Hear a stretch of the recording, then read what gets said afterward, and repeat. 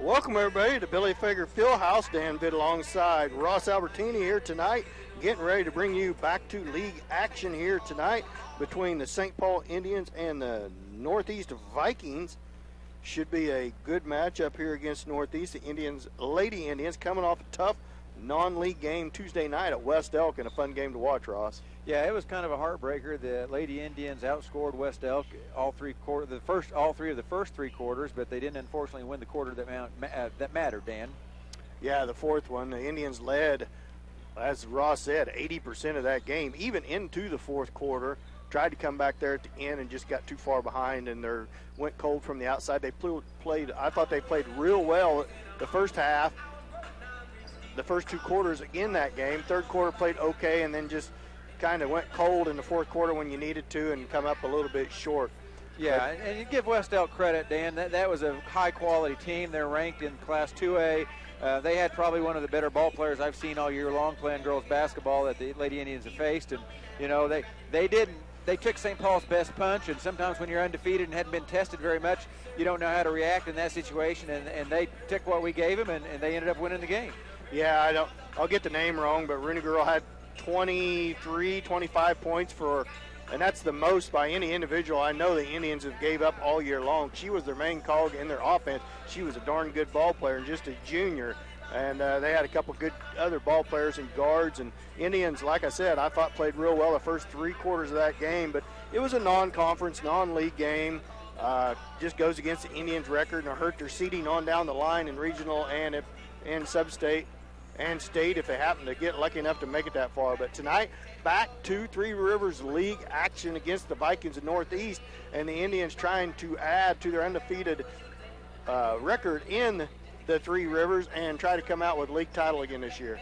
Yeah, Arma, you know, the last few years have played the Lady Vikings have played the Lady Indians pretty tough a couple of times, probably two or three of the last few years. But you know, this year they're struggling a little. Looking at the Acacia website, they're 3-9 coming into this game, so it's maybe not quite as good of an Arma team as we've seen in the past. But you know, when you're playing the team that's winning league, you always get up for that game, and I'm sure Arma's going to give us their best shot tonight. Yeah, you know they will. Busy night here at Billy Fager Fieldhouse. It is homecoming here tonight. Will be halftime of the boys' game and halftime of the girls' game. Always fun to watch. The Tiny Tots are here tonight, so there'll be a good crowd on hand here on this Friday night, Ross. Yeah, you know, what else are you going to do on a Friday night in small town America? Coming out and watching your hometown basketball team is the best thing to do, and it looks like the crowd's filtering in, and we should have a pretty good-sized crowd tonight. Should be a real good-sized crowd. Grandma and Grandpa's come out and watch Tiny Tots. Going to see some good girls action early on here. That will be halftime of the girls' game, and we'll go over all the winter, I think they call it winter formal or basketball homecomings, what I call it. In between games, we'll go over them, all the seniors that's up for it, and that'll be fun in between the boys' game. And then homecoming here tonight, homecoming dance, so it'll be late night for the girls and boys. About 1:06 left to go before starting lineups. I assume we'll kick in the national anthem here in just a little bit, so we'll go ahead and stay here until that national anthem. Yeah, I think, Dan, just to switch back to basketball a little bit, it'll be interesting to see how the Lady Indians respond after the loss on Tuesday. I know, like you said, Arma's maybe not as good as they have been, but you know, a part of it's the Indians need to come out and play focused basketball. We'll be back after this 1 minute timeout. You listen to St. Paul basketball on Hot 105.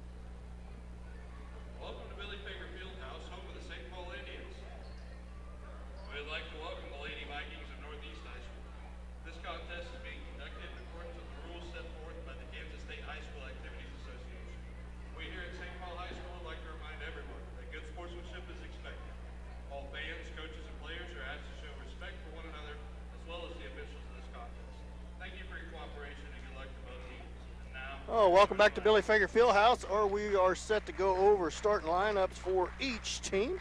As a little different look again tonight for the Lady Indians, it looks like. Look like Coach Tuck going to go a little bit young here tonight. For Northeast, Haley Clafley, a senior. For the Indians, Taylor Watrick, the senior, gets the start. For Northeast, number 5, Rachel Fox, a junior. And for the Indians, sophomore, number 15, Elise Doherty. For Northeast,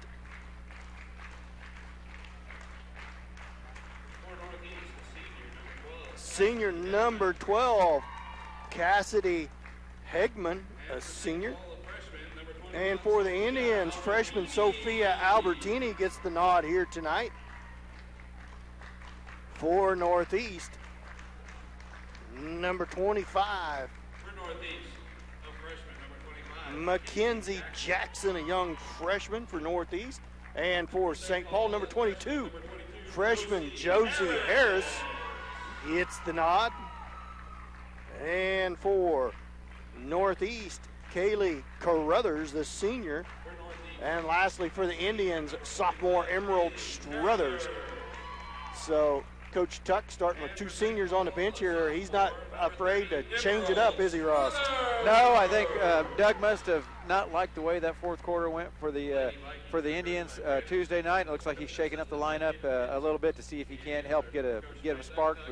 But Taylor's back in the starting lineup, and she'd been coming off the bench the last few games. And Tuesday night she responded really well, Dan, and had 10 points, in the game. I think 10 points in the first half, and really did a great job. And Emily Hutcherson and Katie Coombs coming off the bench tonight, maybe they can have the same impact. Yeah, Albertini had a nice game the other night too, in double figures for the night in scoring, first time this year for Sophia, as we will see as we get set to start off here, get set for tip-off. 8 minutes on the clock here on homecoming night at Billy Fager Fieldhouse. Each team gathers around their coach for final instructions. St. Paul's going to come out in their typical man-to-man defense. We'll see what Northeast comes out with and see who jumps center without Katie Coombs in there. It's going to be Elise Doherty jumping center for the first time this year, so new territory for Elise.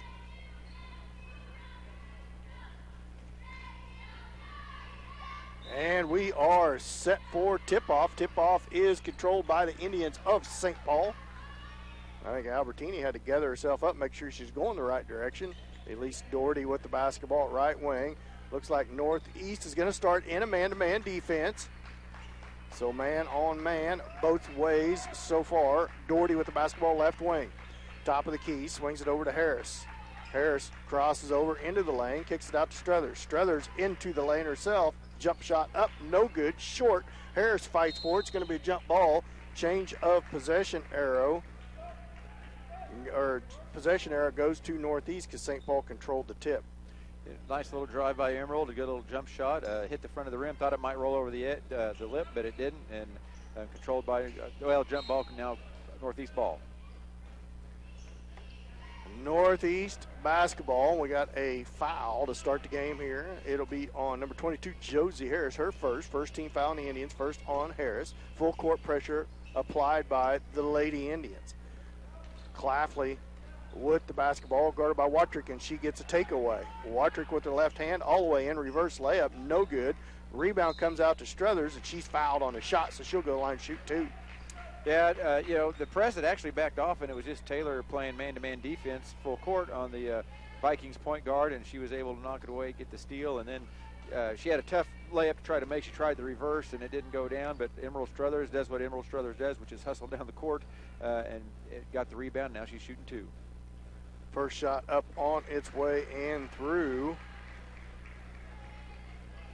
as the Lady Indians lead 2-0 as she makes them both. I think free throws would be something to look at tonight, Dan. That's one spot I thought the Indian girls didn't do well in the fourth quarter the other night, and it'd be nice to see them shoot well tonight for the free throw line. Crossed half court and ball kicked. It's going to be kicked by the Lady Indians, so it'll stay with Northeast as Fox gets set to put it in play for the Vikings. She feeds it inbounds. Number 25, Jackson. Jackson with the ball in a little bit of trouble. Kicks it back out to Fox. Fox guarded by Albertini. Kicks it back out to Jackson. Jackson towards the right against Harris. Harris pokes it away from her, steals it. Feeds it ahead to Doherty. Doherty on the breakaway all the way. Left-hand layup, good. Indians lead 4-0. 6:45 left to go here in the first period. Fox looks to get it inbound. Gets it into Jackson. Back to Fox. Albertini chases it down the floor. She crosses over, does Fox above the timeline. Now she feeds it out to Clafley. Now poked away again, another steal. Struthers with the basketball down the left-hand side of the court. Has to back it out, set the offense. Now Harris into the lane, kicks it out to Doherty. Three-point shot on the way. Ooh, just short, no good. Rebound's going to come to Northeast.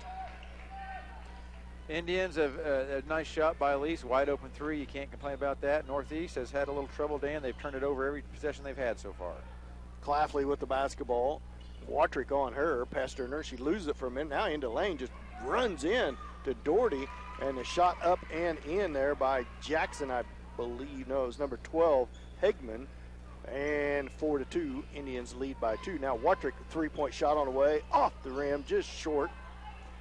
Crawls off the side of the rim. Tried to roll over and go in. Didn't quite make it. 4-2, Indians up by 2. Almost a steal by Watrick. Now Clafley with the basketball. That's what Taylor does best, is pester the offensive player. Fox with it. Now Clafley, three-point shot by her. Off the back iron, no good. Rebound taken away by Fox. Put back, no good. Rebound by Northeast. Put back, no good. Fox again up with it, and she gets it to go. Ties the score at 4. Lady Indians give up 3 offensive rebounds. Yeah, I'm sure that's not something that Doug is very happy about. Dan, offensive rebounds, you hate to give those up. 4-4. 5 minutes left to go here in the first period. Struthers with the basketball, right wing to Doherty. Doherty at right wing, holds the ball, looks inside for Struthers, picks up her dribble. Now she double dribbled. I don't know, at least lost focus there. She dribbled once, picked it up, and dribbled again. Turnover on the Lady Indians. Yeah, that wasn't a hard call for the ref to make on that one. It was pretty obvious. Subs into the game for the Indians, Hutcherson, Bradshaw, and Coombs. Out for the Indians, Watrick, Doherty, and Albertini.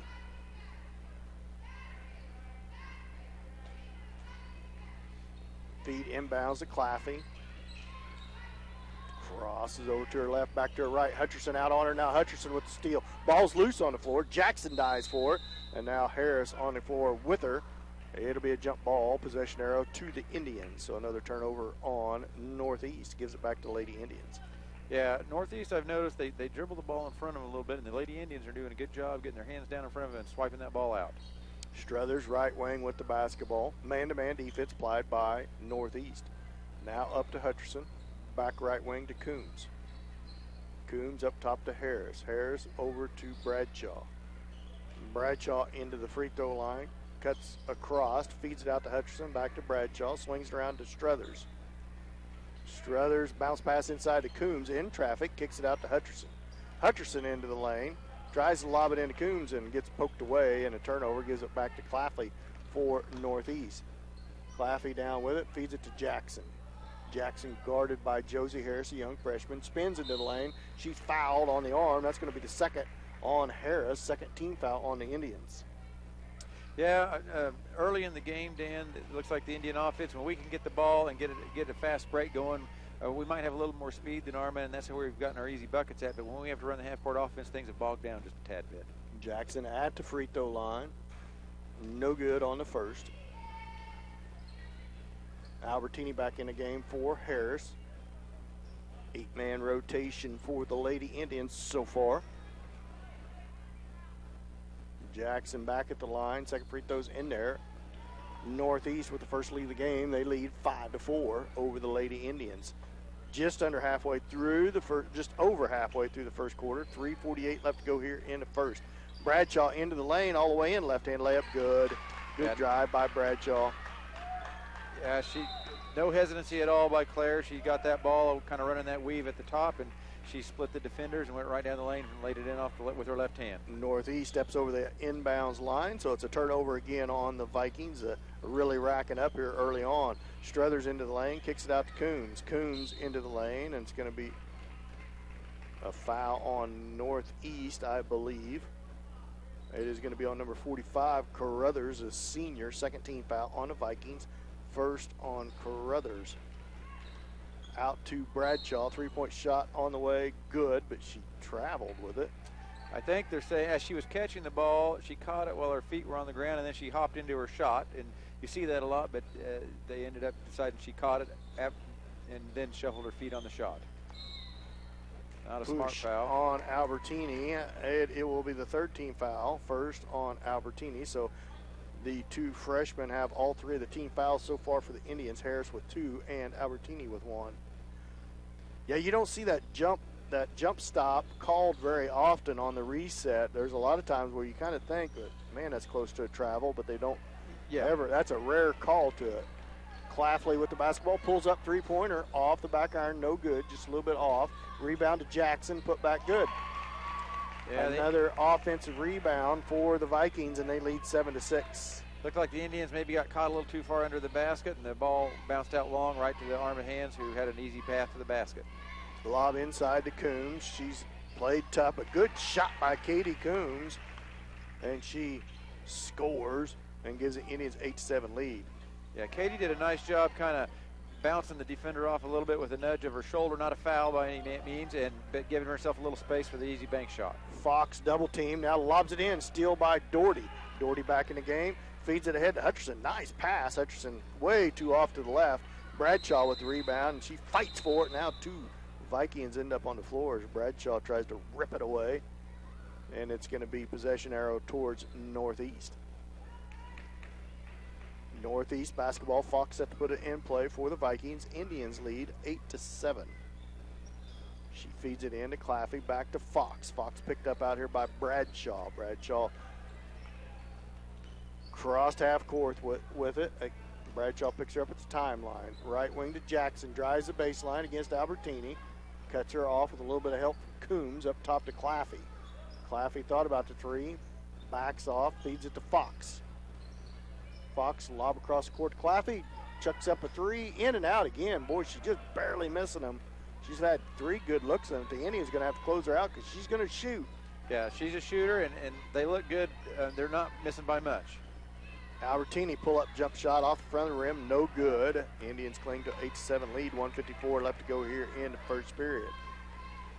The Indians has caused plenty of turnovers, but so far the reason the Vikings stayed in this game is because of their offensive rebounding, in my opinion. Ross are really out-rebounding the Indians. Yeah, I mean, you see Arma with 7 points in the game, or you think, well, the defense must not be playing good. It's really not the defense, it's that offensive rebounding. They've got 4 points off offensive rebounds. Carruthers picks up a moving screen, her second, team foul number 3 on the Vikings.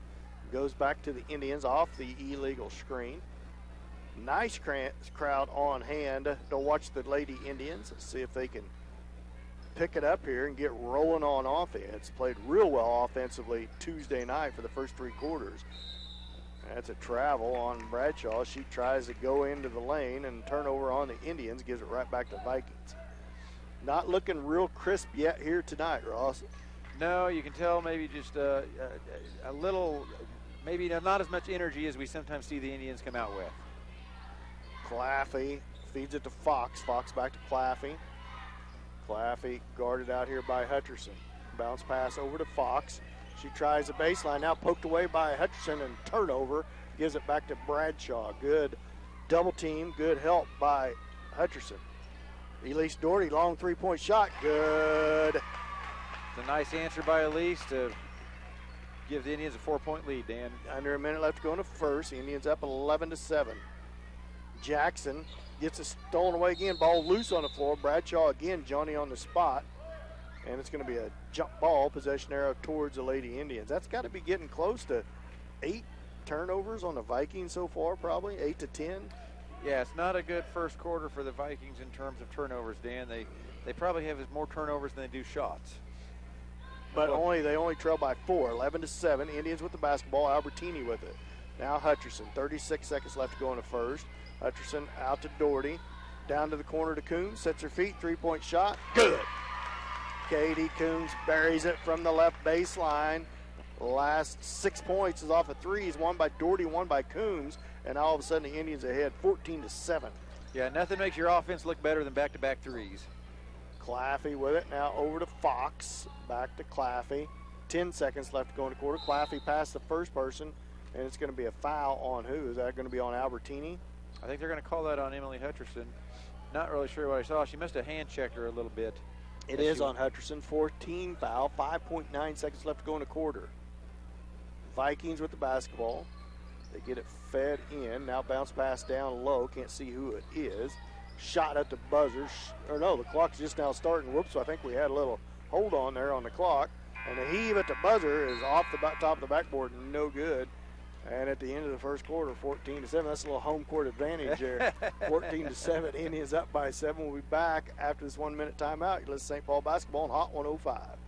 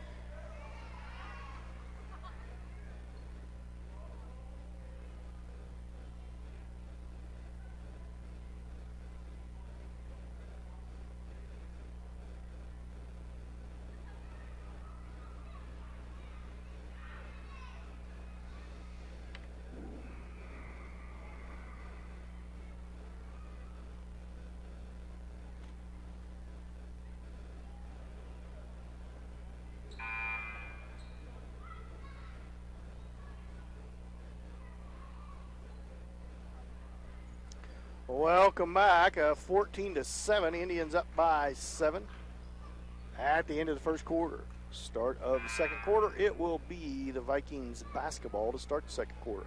Yeah, it was a 1 point game with about, I don't know, a minute and a half, 2 minutes left, and then the Indians hit back-to-back threes to widen the gap a little bit, Dan. It'll be interesting to see how they come out and if they play with a little more energy than they did the first quarter. Claffey with the basketball for the Vikings of Northeast, picked up by Watrick. Underway here in the second quarter, 14-7. Indians up by 7. Fox now with it. All the way around to Claffey, drives the baseline. Watrick pokes it away from her, knocked out of bounds. It'll be off of Claffey and go back to Lady Indians. Yeah, that's a nice job by Taylor playing man-to-man defense. Claffey dribbled it a little bit too much in front of her, and Taylor just knocked it out, and then it ended up rolling off Claffey's foot. Harris with the basketball, left wing, up top to all the way around to Watrick. Watrick to the top of the key. Kicks it over to Bradshaw. Bradshaw looks into Struthers. Struthers kicks it back out to Bradshaw. Shot on the way, no good. That looked, and Watrick with the rebound. She rips it away. It's going to be a jump ball. Possession arrow back to the Vikings. Well, another jump ball, Dan. This game, we've had our share of jump balls pretty early. Inbound, it's Indians basketball. Inbounds, now Katie Coombs with it. Drives in the lane, kicks it out to Watrick. Three-point shot, long three-pointer, way long, no good. Rebound, backside rebound to Fox. Josie Harris is back in the game with 2 fouls. Hopefully she does a good job of playing defense and avoids the third foul before the half. Fox with it into the lane, shot up, no good, but she's fouled as she lunges into Bradshaw. That'll be the 15th foul on the Indians. Yeah, Claire kind of got caught on her hip as the Arma player was going down the lane, and she didn't really have much choice. She didn't really foul her too hard, but she was kind of riding her hip and got a call against her. Fox gets the first free throw as Doherty checks in for Bradshaw. That's the first on Claire, as so does Emily Hutcherson, checks in for Katie Coombs. 6:50 left to go before halftime. 14-8, the Lady Indians lead. Fox's second free throw gets the bounce off the back of the rim and goes through. It's a 14-9, 5-point ball game. 6:48 left to go here in the second period. Watrick over to Struthers, up top to Doherty, kicks it around to Harris. Harris back up top to Hutcherson. Hutcherson to Doherty. Doherty towards the top of the key, hands it off to Watrick. Watrick with a ball fake into the elbow, loses it as she spins away, and turnover goes right back to the Vikings of Northeast. Yeah, Arma staying in their man-to-man defense, Dan, and for the most part, it's been pretty effective. Pretty decent man-to-man defense by the Vikings. A foul now on Northeast. It's going to be, maybe not. Let's see who this foul is on. Oh, it is going to be on St. Paul. It's going to be on Watrick. That'll be Taylor's first. 16 foul, first on Watrick. Next foul, ball up in the air. Jackson catches it. Now it's loose. Watrick comes up with a steal, almost double dribbled. Watrick pushes the ball up the floor for the Lady Indians. Hesitates all the way to the rim. Shot up, no good. A lot of contact, no call made. Yeah, she took it hard to the basket, and the Arma player was kind of riding her side, but she didn't get the call. Sigmund into the game. Watrick on hers with the basketball, and that's going to be another foul on Watrick. Back-to-back fouls on Taylor. 17 foul. It's going to send Sigmund line to shoot to 1-1. As to the scores table for the Lady Indians, Sophia Albertini. Indians, I think Coach Tuck was hoping they'd come out and have a strong start to the second quarter, but here we are with 5 minutes and 49 seconds left, and we haven't made a basket yet. Sigmund misses the front end of 1-1. Struthers with it. Struthers down to the corner to Harris, up to Doherty, to Hutcherson, around to Albertini. She looks inside, kicks it back up top to Harris. To Doherty. Now the Vikings stay in a man-to-man, but it's a help. A drive to the basket by Struthers all the way to the rim, and she scores. Yeah, it doesn't get much easier than that. She just dribbled all the way out from about top of the key into the lane for a layup. Sigmund all the way down, bounces it off of Struthers' leg, goes out of bounds, so it'll stay with the Vikings under their own basket. 5:17 left to go here in the first half. 16-9, Indians up by 7. Feet inbounds, poked out of bounds by Struthers, and it's off of Northeast. It's off of number 12, Hegman, and it'll go back to Lady Indians. Albertini with the basketball. Yeah, Emerald did a nice job of just hustling and ended up causing the turnover, which we talk about it game after game, but that's what Emerald does best. And Struthers right back to the rim again. No good, way long, too hard. Rebound comes to Sigmund for the Vikings of Northeast. Sigmund, just a freshman, pretty good ball handler for a freshman. Kicks it off to Jackson. Played the entire way so far. She guarded tightly by Harris. I don't know that Josie's Harris has come out of the game yet either. Backdoor feed to Sigmund, shot up, no good. She's fouled by Doherty, and she's going to go line to shoot 2. Yeah, he took Josie out a few minutes in the first quarter after they picked up that second foul, but she's played the whole way in the second quarter, Dan. 4:40 left to go in the second. Lady Indians up by 7, 16-9. Sigmund's first free throw up and through there. 8th team foul on the Indians. First on Elise as Claffey re-enters the game for Northeast. Sigmund's second free throw on its way. Good, right through there. She makes them both. 5-point lead for the Indians, 16-11. Arma's made most of their free throws, Dan, which when you're going to play St. Paul and you're going to stay in the game, you got to make them, and they are so far. Hutcherson to the rim. Oh, just rolls off the side, but she gets her own rebound, saves it into Albertini. She shoots from the baseline, rolls out, no good. Rebound 2. And Sigmund for Northeast. 2 good shots, and both of them about rolled in, but nothing to show for it. She feeds it out to Claffey. Claffey to the free throw line.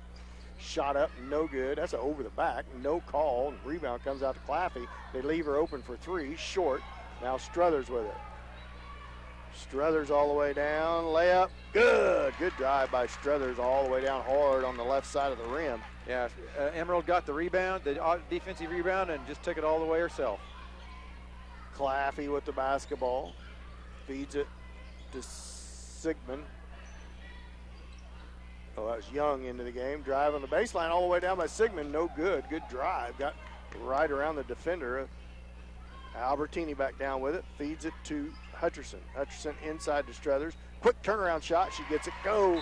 Good shot by Emerald Struthers. Timeout Northeast. We'll be back after this 1-minute timeout. You're listening to St. Paul basketball on Hot 105.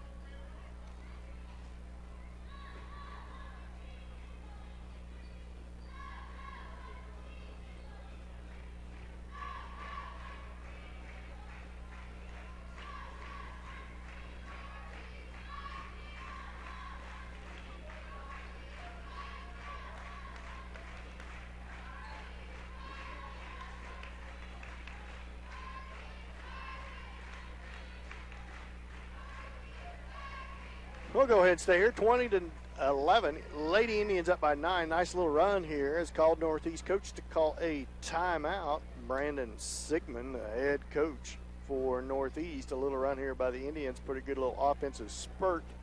Yeah, give Emerald Struthers credit, Dan. I think she's made the last 6 points, and a lot of them is just on hustle and beating the other team down the court. Well, she got the rebound and dribbled the length of the court, and then they fed it down into the post a couple of times, and she's really given the Indians a shot in the arm energy-wise. JV varsity boys playing in the other gym as we speak, and the girls will follow this game. JV girls will be a JV girls game. I don't know how they're going to get all that in with homecoming here at halftime, how they're going to get that to all match up, but I'm sure the girls, JV girls, won't want to miss homecoming. But I'm sure Keaton McCracken, athletic director, has everything worked out, Dan. He's got them whipped into shape, I'm sure. Northeast feeds it inbound. Sigmund with the basketball. Liberty Sigmund, a freshman, drives all the way down. Good cross-court pass, but Hutcherson, Johnny on the spot, gets in there and steals it. Hutcherson pushes it back down hard. Up above the three-point line, kicks it out to Struthers to the corner to Coombs. Coombs hands it off to Albertini. Ooh, boy, she got away with a travel. Shot up, no good. Coombs fights for the rebound, flips it out to Hutcherson. Hutcherson in a world of traffic, all the way to the rim, can't get it to go. Ball's loose, and Struthers chases it down. Good hustle by Struthers. Yeah, Indians had a couple of good looks so far and haven't been able to get it in, but they're hustling and getting the offensive rebounds. Doherty feeds it up top to Hutcherson, way above the timeline. She resets, hands it off to Struthers. Out to Coombs. Coombs towards the rim and blocked out of bounds. It's going to stay with the Lady Indians as Coombs couldn't get the shot up, but no foul called. Hegman knocked it out of bounds. It'll stay with the Indians as Bradshaw checks back in for Albertini. Hutcherson wide open for a three. Good!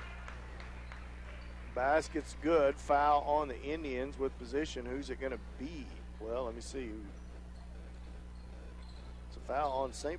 No, it's going to be on St. Paul. It's going to be Northeast on the other end shooting a 1-on-1, I believe. Now the referees get together here.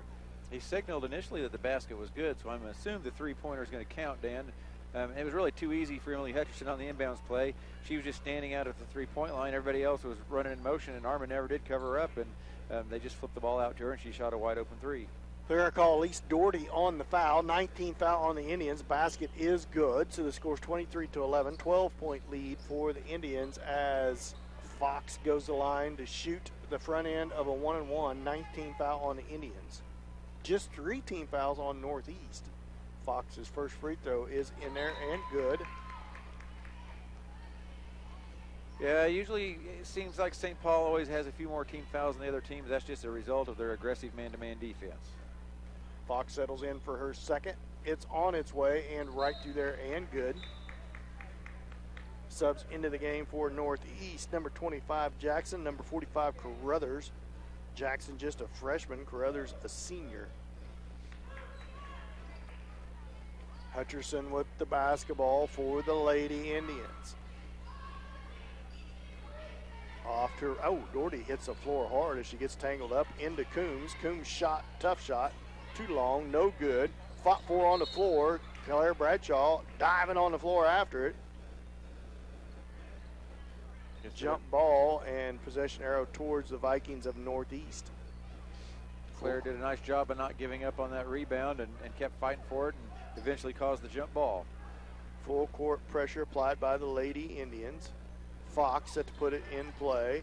Gets it in to Claffey. Claffey against Hutcherson with her left hand. Crosses over to her right. Loses it on the floor for a minute. Kicks it back out to Jackson. She's guarded by Struthers. Back to Claffey.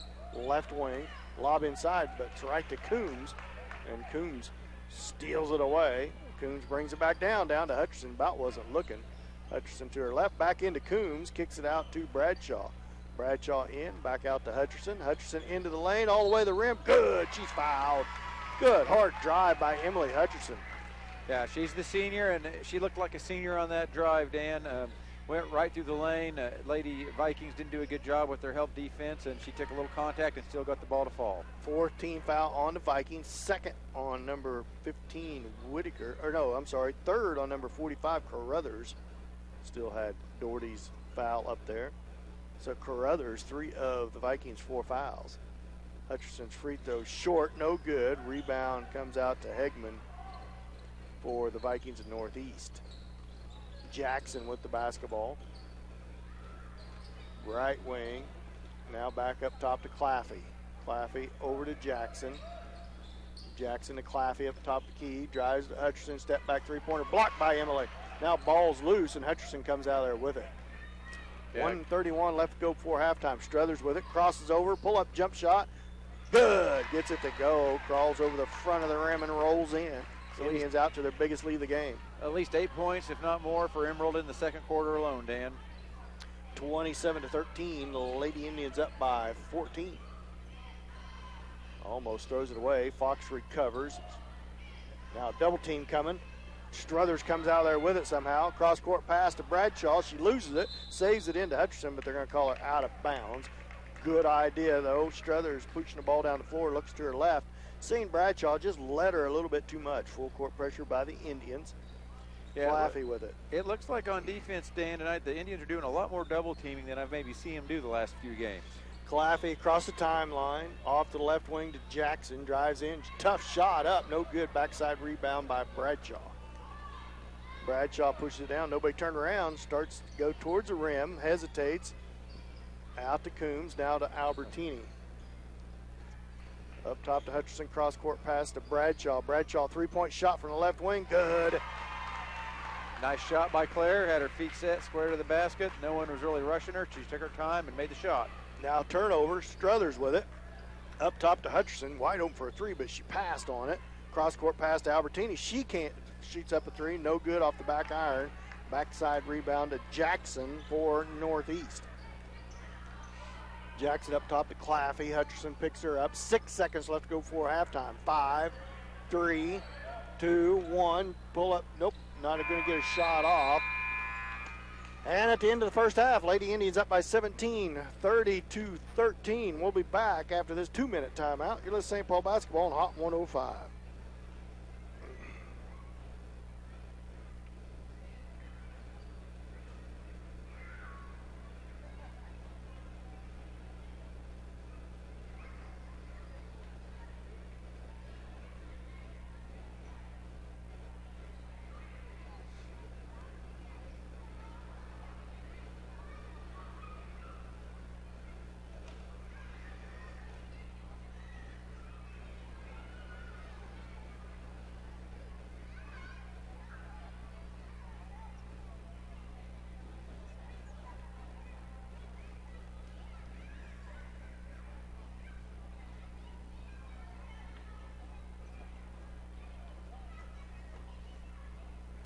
Said you. Okay.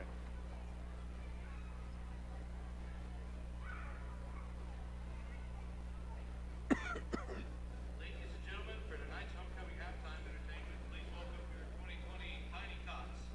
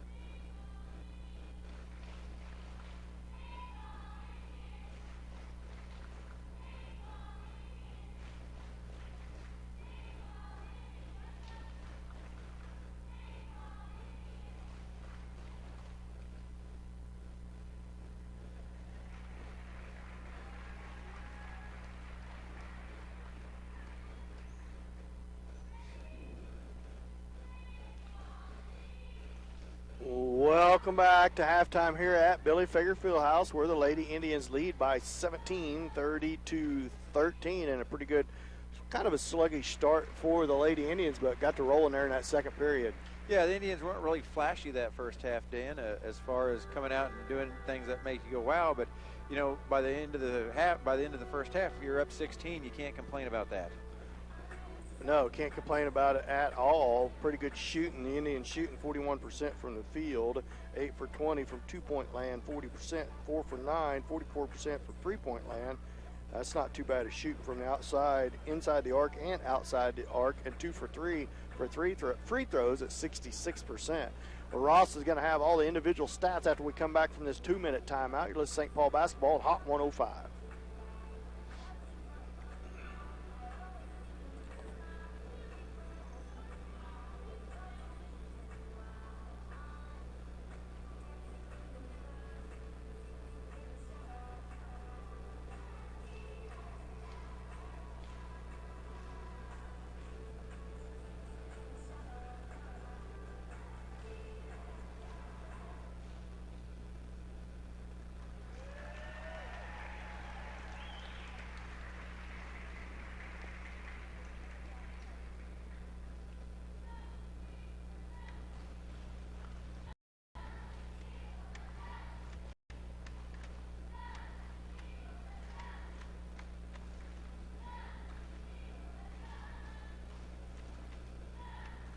Paul, as the Lady Indians lead by 17, 30-13 here at halftime. Ross, what do you got for individual scoring? Well, I think the star of the first half, Dan, was Emerald Struthers. She scored 10 points, had 4 rebounds. That's each for some very balanced scoring. Emily Hutcherson and Katie Coombs, both from three-point land. If you shoot 44% from 3 points, you're going to win a lot of games. You are going to win a lot of games, especially with it is not too bad of turnover ratio for the Indians. No, and another thing, and they really rebound, the rest of the first half. Yeah, on the first half for the Indians, 10 rebound or 12, pretty sluggish. They really started picking up about in that second quarter. That kind of got the Indians rolling, and we stretched that 7-point lead out to Iowa Westland, I believe, is the right proper name. All of them that want to pursue this athletic career, even if they choose not to go on, or they go on and it doesn't end the way they want, be able to talk more about it as it goes along and kids start.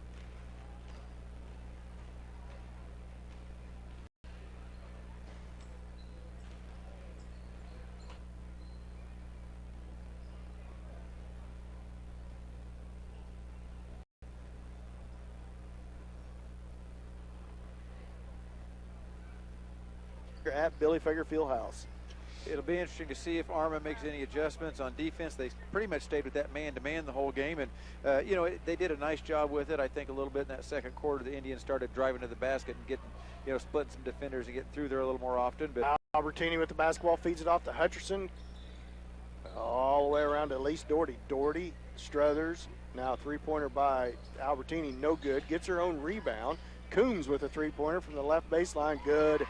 Katie and Doherty shot up by Fox, short, no good, tipped around, still tipped around, controlled by Northeast. Fox with the putback, no good, over the back, but no call made. It's going to be out of bounds on Northeast, out on Hegman, the senior. Leads it up top to Struthers. Struthers into the lane, out to Doherty. Doherty right wing over to Hutcherson.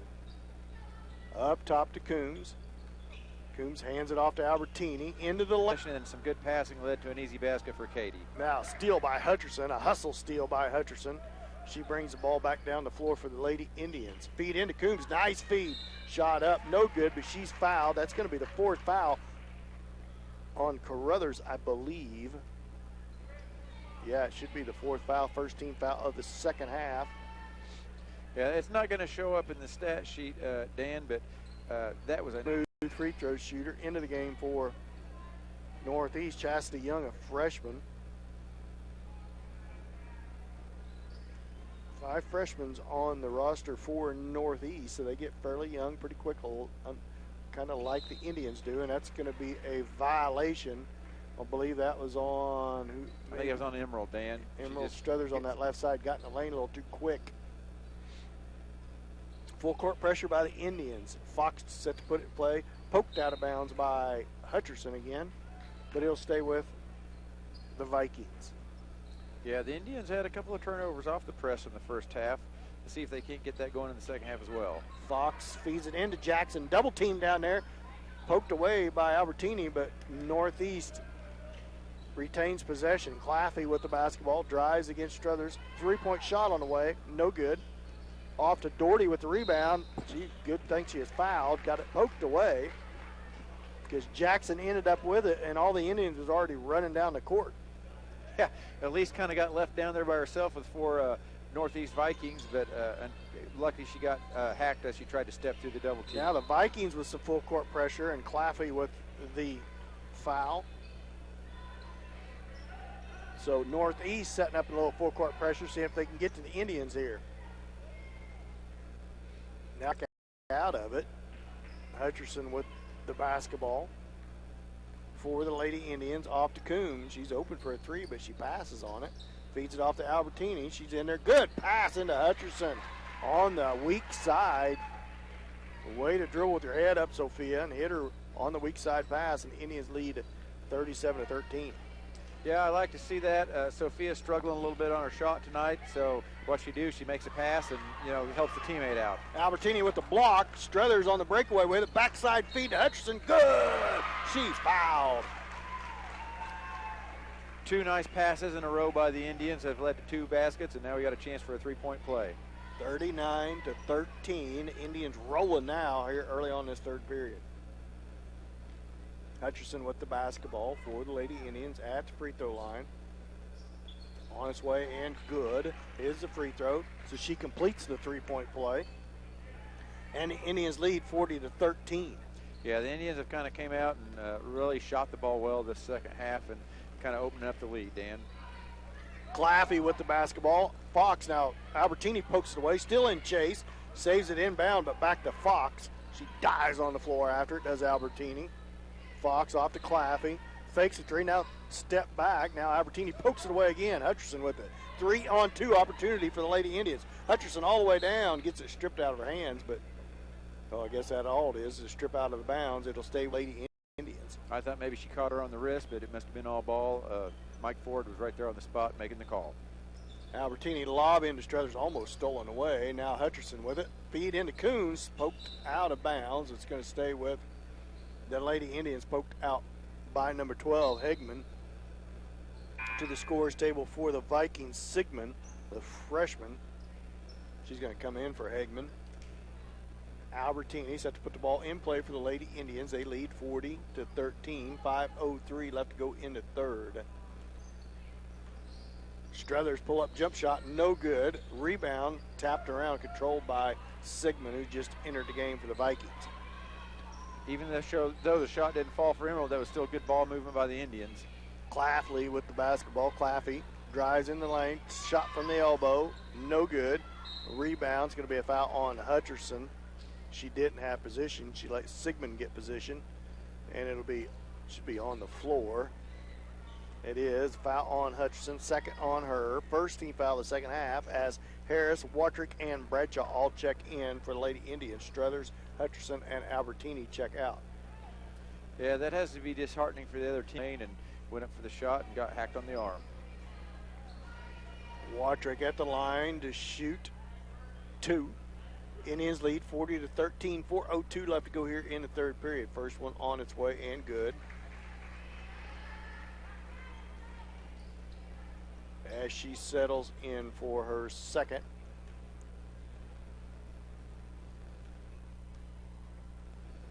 It's on its way and good.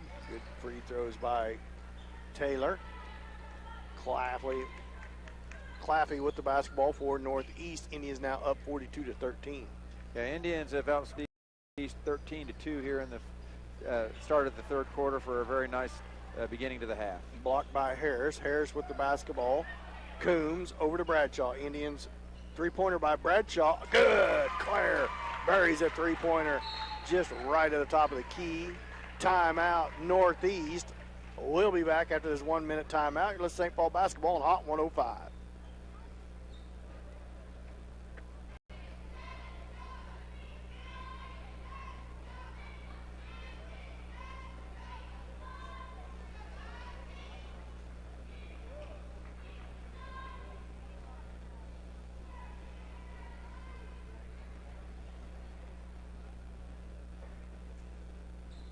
Welcome back to Billy Fager Fieldhouse where the Lady Indians. But no one would come out and guard her, so she just decided to take the shot, and it was nothing but net. I think the Indians are 2 for 3 from three-point land here starting out the second half. That's shooting better than they were in the first half from three-point land. It will be basketball out of the timeout by the Vikings coach, by Elise Doherty on the east. Putting together a pretty nice game tonight. Dan gets the steal out of the perimeter and dribbles all the way down the court, and Arma had no choice but to foul her or to not give up the open layup. Free throw short by Bradshaw. She'll line up for her second.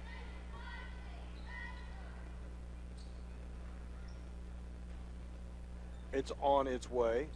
Short, no good. Rebounds loose on the floor. Doherty picks it up. Doherty double team down there. Gets it out to Watrick, over to Harris, to Coombs. Coombs at the baseline. Bradshaw gets tripped off. Up and Jackson. It will be Northeast basketballs and knocked out of bounds by the Indians. Struthers back to the scores table for the Lady Indians. She comes in for Katie Coombs. Katie Coombs with a much-deserved breather. 250. Go ahead, Dan. 2:55. Let's go in the third. 45-13. Lady Indians up big. Claffey with the basketball. Watrick on her above the timeline. Feeds it to Young. Tipped away and stolen by Watrick. Watrick throws it ahead to Harris. Harris, cross-court pass to Doherty. Left-hand left, no good. Doherty thought she was fouled. Now Harris gets it stripped away.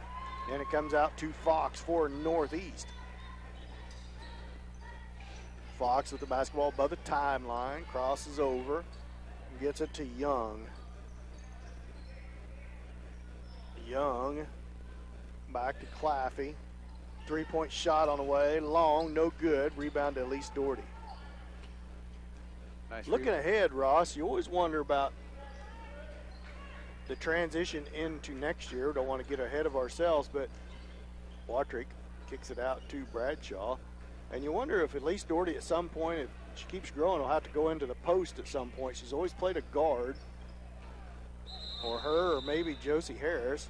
Well, you look at next year's team, we don't really have that true post player like we do with Katie this year. Emerald sometimes plays post, but, she's not real tall, whereas you look at Elise Doherty and her dad's 6'5". She looks tall and long arms. She looks like she could keep growing. She might end up growing into that post player that we're going to need next year. That would be quite a transition from playing guard your whole life to learning post move. But that's why you need to be well-rounded in basketball. Three-point shot by Bradshaw. Short, no good. Fox with the rebound for the Vikings of Northeast. Well, Elise comes from a good basketball family, Dan. If anyone can make that transition, I think it'd be her. Watrick pokes it away from Claffey. Now Bradshaw, it's going to be a foul on her. And that will be the second team foul of the half. So good job for the Indians staying out of foul trouble here, playing good defense. A little bit of fatigue foul there by Bradshaw. She's just a little bit out of position, poked it away, but a lot of contact. Second foul on Claire. Second team foul on the Indians. Got young freshman Ava Chambers too, that's played post or will play some post too if she keeps growing. Yeah, she plays post on the B team, and she's came in a few times here in the varsity games, Dan, and done a really nice job in the post. She has good footwork and nice touch, and she'll probably get her share of the minutes in the post next year for sure. Watrick with the basketball. 4 Vikings down there. Somebody's got to be open. She loses it on the floor. Now there's a scrum, and it's going to be a jump ball possession arrow to the Vikings. Boy, if Watrick could have got through that, somebody had to be open because there's 4 Vikings trying to get it from her. Yeah, she just didn't have room to make the pass. Claffey with the basketball for the Vikings.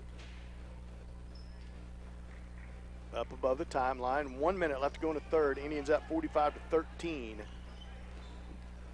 Into the number 2 into the game now. Autumn Claffey, a freshman. Sigmund shot up, no good. That's actually, Sigmund. And she's going to go line to shoot 2. I think you commented earlier in the game about Sigmund's ability to handle the ball for a freshman, and she did a nice job there, Dan. She kind of did a crossover and quick first step into the lane and drew the foul. Bradshaw back-to-back fouls. That's her third. Sigmund misses the first. Back to the scores table for the Vikings is Hegman, the senior. She comes in for Jackson. Second shot on its way, good. Score is 45-14, 31-point lead, 42 seconds left to go in the third. Watrick with the basketball, feeds it off to Harris at right wing, down to the corner to Bradshaw. Bradshaw up to Albertini, into the lane, in traffic, loses it, kind of drove into no man's land where the heart of the defense was. Lost it, but the Indians will retain possession off the possession error in the jump ball. 27 seconds left till the end of the quarter. Struthers all the way into the rim off the inbounds. Good pass inbounds to Struthers. She scores. Yeah, no need to wait for that last shot when you can get a wide open layup, or well, it was a little bit of traffic, but a good solid layup, and Struthers with another basket. Claffey out to Autumn Claffey to Fox. Fox throws up a shot. Two Indians, Albertini and Harris, stand there with their hands in the air, but she gets the call, and she's going to go line to shoot two with 5.2 seconds left to go in the third. Fox, a junior. First shot by Fox is in there and good. It'll be Josie Harris's third foul. Fourth team foul on the Indians, third on Harris. Fox lines up for a second. It's on its way and good. Struthers feeds it into Watrick. Just 5 seconds. I wonder if they know how much time's left. Now she hustles down the floor. Two. Step back, pull shot at the buzzer. Off no good by Harris. At the end of the third quarter, 47-16. Indians up by 31. We'll be back after this 1 minute timeout. This is St. Paul basketball on Hot 105.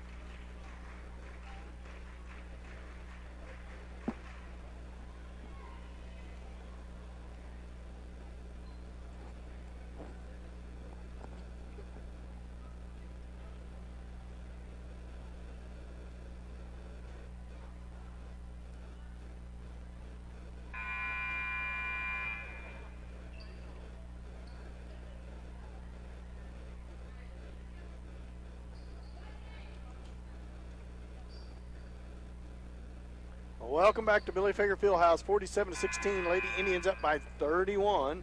Indians get real young real quick. 5 freshmen on the floor for the Lady Indians to start this fourth quarter. Chloe Seamy, Ava Chambers, Kenna Doherty, Josie Harris, and Sophia Albertini. Yeah, Indians, Katie Coombs came out and scored the first 5 points of the third quarter. The Indians haven't looked back, and now they're able to put the young girls in and give them some minutes. Claffey with the basketball. 3-point shot on the way. No good. Rebound Northeast. Put back no good. Rebound Seamy. Seamy gets fouled by Sigmund.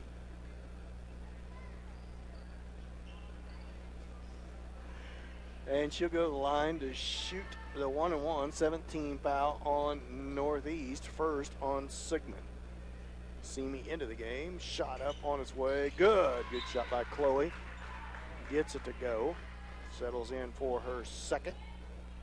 Running clock here in the fourth quarter with a 32-point lead now. You know, Dan, it's a big advantage for teams like St. Paul when you win and you're able to get big leads on teams. You can play your young girls in varsity action, and they get that experience, and that really gives you a big advantage because then when it's finally their turn to be the main ones on the court, they've already had a lot of experience and they've been in those game situations as compared to maybe teams that don't have that luxury, especially in 1A basketball where a lot of times you don't have a lot of JV games to begin with. Yeah, I often wonder if there's times when Coach Stuckey's got 16, 15 girls out this year. I know that when you get to sub-state, you can only have 12, so I know he doesn't want to set somebody out then, but often you wonder if he wouldn't wish he had all of them out. So in times like this, they can get a little more experience because not all the time they get to play a JV schedule. Claffey Yes. hit a 3. She's been shooting them all night long, Dan, and they've looked pretty good. They She have looked hasn't good. hardly connected on one, and finally one went down for her. Kenna Doherty with the basketball, 49-19, 30-point lead for the Indians. Simi loses it between her legs. She finally gets it picked back up. Kicks it out to Doherty. Doherty to the right, kicks it to Harris. Harris into the lane, shot up, no good, but she's fouled.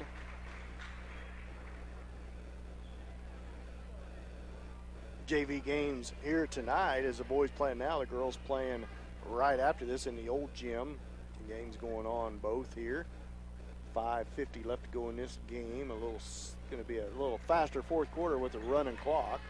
Yeah, it shouldn't take long. It's nice to see after the Tiny Tots at halftime that the crowd still stayed. Sometimes you'll see, Yeah. everybody gets done and their kids are done with their activity. They walk out, but it looks like everybody stayed, and one of the bigger crowds we probably had all season Yeah, long, we Dan. rolled into Grandma and Grandpa of the Tiny Tots, probably Grandma and Grandpa homecoming queen and king. There you go. Jackson with the ball to Claffley. She loses it for a minute, recovers. To her left, back to her right, kicks it out, cross-court pass. Hegman with it, feeds it out to Sigmund. Sigmund back to Hegman. Baseline, Doherty cuts her off, feeds back out top to Fox. And Harris fouls her. 6th team foul. That'll be 4 on Josie. And that brings Elise Doherty back to scores table. Who's number 55, Ross? For them, I don't know. Somebody says 5 fouls on 55, but that wasn't Harris's 5th, was it? no, that's must be scoreboard error. Claffey with the basketball. Although the ref come over there and signaled to him, I don't know if he was looking at the scoreboard or. I guess we'll have I to don't know see. because we didn't have a 55 on the floor. Sigmund with it, crosses over. Now, Simi about steals it from her. Good pass inside, shot up, blocked from behind by Albertini. Claffey with the putback, she gets it to go from the free throw line off the rebound. 5 straight points for the senior, Dan, with a 3 and that 2.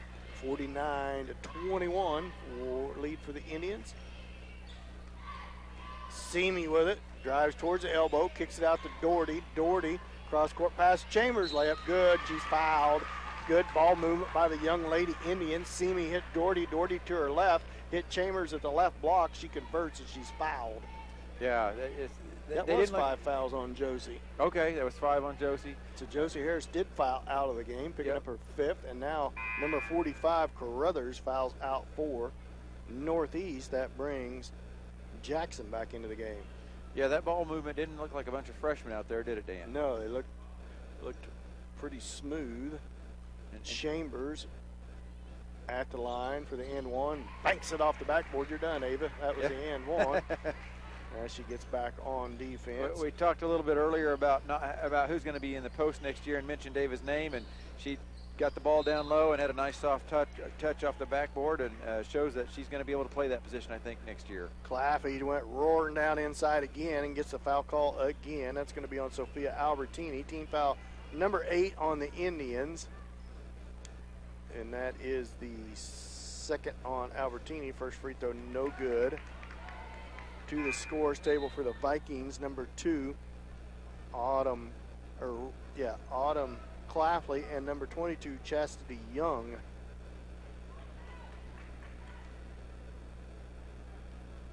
Second free throw by Claffley on the way, no good. Rebound, Kenna Doherty. Kenna, the younger sister of Elise Doherty, the sophomore who started for the Indians tonight. Doherty and Doherty both on the floor, Elise and Kenna. Yep. Chambers with it. Oh, good idea. About hit Doherty on the backdoor cut just a little bit late on the pass. Poked out of bounds by Northeast, so it'll stay with the Lady Indians. Kenna Doherty set to put it in play. Feeds it in the corner to Elise. Elise dribbles, kicks it back to Kenna. Lob inside for Chambers. Turnaround shot, no good, off the rim. Elise with the rebound. Elise to her left. Cross-court pass to Albertini. Drives the baseline. Tough shot, no good. Comes out there as Jackson with it for Northeast. Claffey with the basketball for the Vikings. Albertini pushes off a little, gets away with it. Up top to Young. Now Sigmund with it. Back to Young. Young stolen away by Simi. Simi with the basketball. Off to Doherty. Doherty to the corner to Kenna Doherty. Shot up, no good. Rebound loose on the floor. And it comes back to Northeast. Up and down the floor we go. Sigmund with it. Sigmund kicks it out. Young with the shot. Short, no good. Doherty with the rebound. She slows thing up before she goes across half court. Takes a deep breath. Feeds it ahead to Chloe Simi. A lot of action, but not a lot of scoring, Dan. 52-21.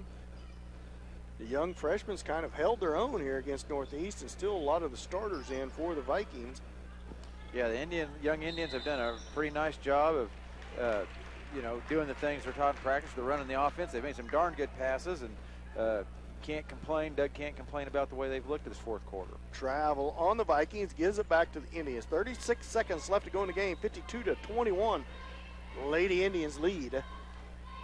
See if the Lady Indians just dribble the ball out. They feed it off to Elise Doherty. Up by the timeline. She holds it in the triple threat position now. Rotates the ball over her head as Northeast picks up the defense on her. Now to Albertini. Albertini getting a little sloppy. Got it stole away by Claffey. Ball's loose on the floor. Comes out to Young. Now there's going to be a foul on the play, and that's going to be the ball game. Let's see if they let her shoot free throws. 52-21. Lady Indians come out victorious, and they are going to let Chastity Young shoot the two. Nope, now they're not going to shoot the free throws. So that will be the end of the ball game. 52-21's final score. We'll be back with all your final game stats after this 2-minute timeout. You're listening to St. Paul basketball on Hot 105.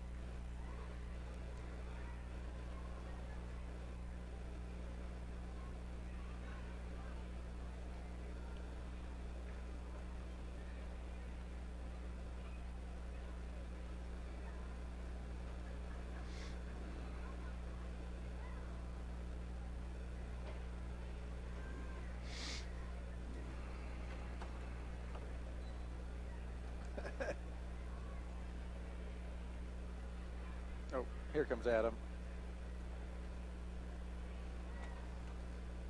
Thanks, sir.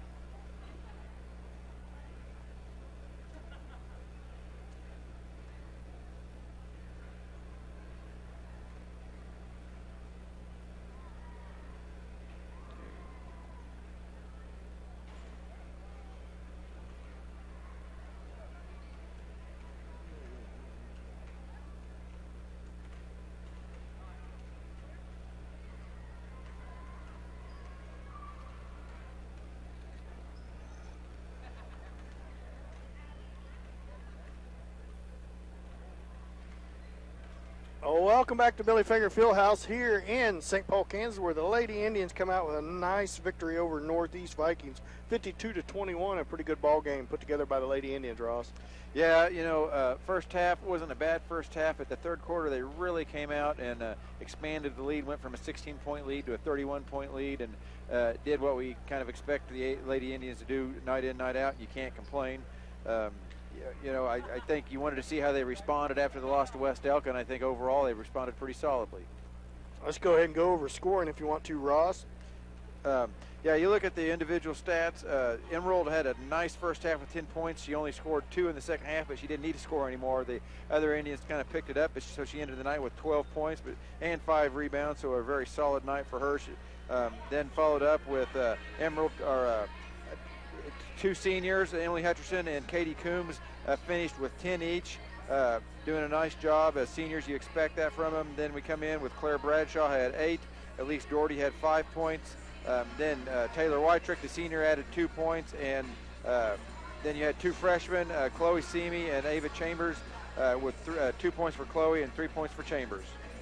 Indians end up shooting 38% from the field, 19 for 49 overall, 13 for 32 from two-point land, shooting 40%, 6 for 17, 35% from outside the arc. Not too bad at shooting from outside the arc. 8 for 14 at 57% from the free throw line. And I can't see the turnover total. We only ended up with 8 turnovers, Dan. We had 6 the first half, so the Indians did a really nice job of holding on to the ball and not being careless with it. 17 steals and 23 rebounds, 14 defensively, 9 offensively. So all in all, I'd say it's a pretty good comeback or bounce back after the loss Tuesday night. Pretty good game put together by the Lady Indians. Yeah, you know, they played well. Like I said, they maybe started out a little slow, but they picked up steam as the game went along. And, you know, Emerald stepped it up in the first half and got them going, and then they didn't look back from there. We're going to take a little bit of an extended break. Lady Indians come out victorious 52-21 over the Northeast Vikings as we get set for boys action here in about 13 minutes. Ross and I will be back here in about 10 minutes. Cody will play 2 or 3 songs here on Hot 105, and then we'll get right back to the tip-off and starting lineups for boys action here in about 10 minutes. You're listening to St. Paul basketball on Hot 105. I'll holler at you, Cody. Thanks.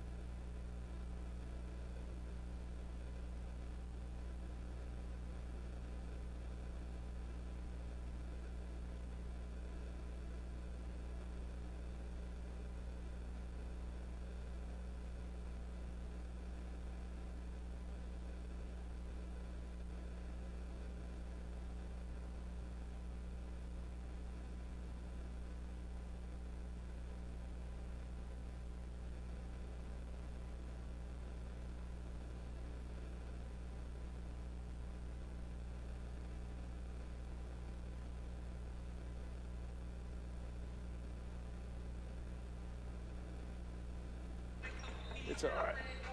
Not.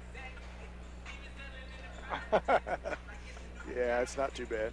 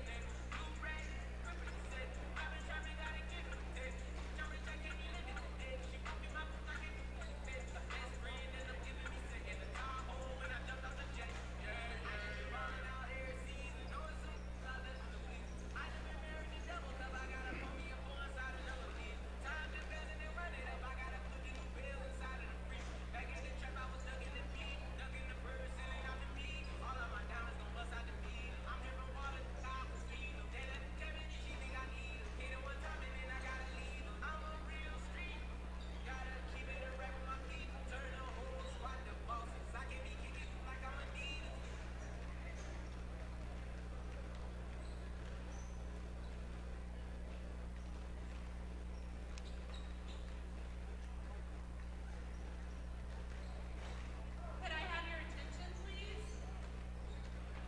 We started a new business in one of the photo imaging classes here. It's called SP Science and Designs. We create final images, and we had a giveaway for 3 signs tonight.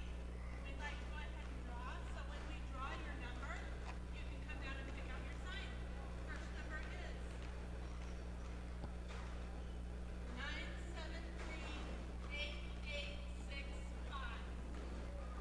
9738865.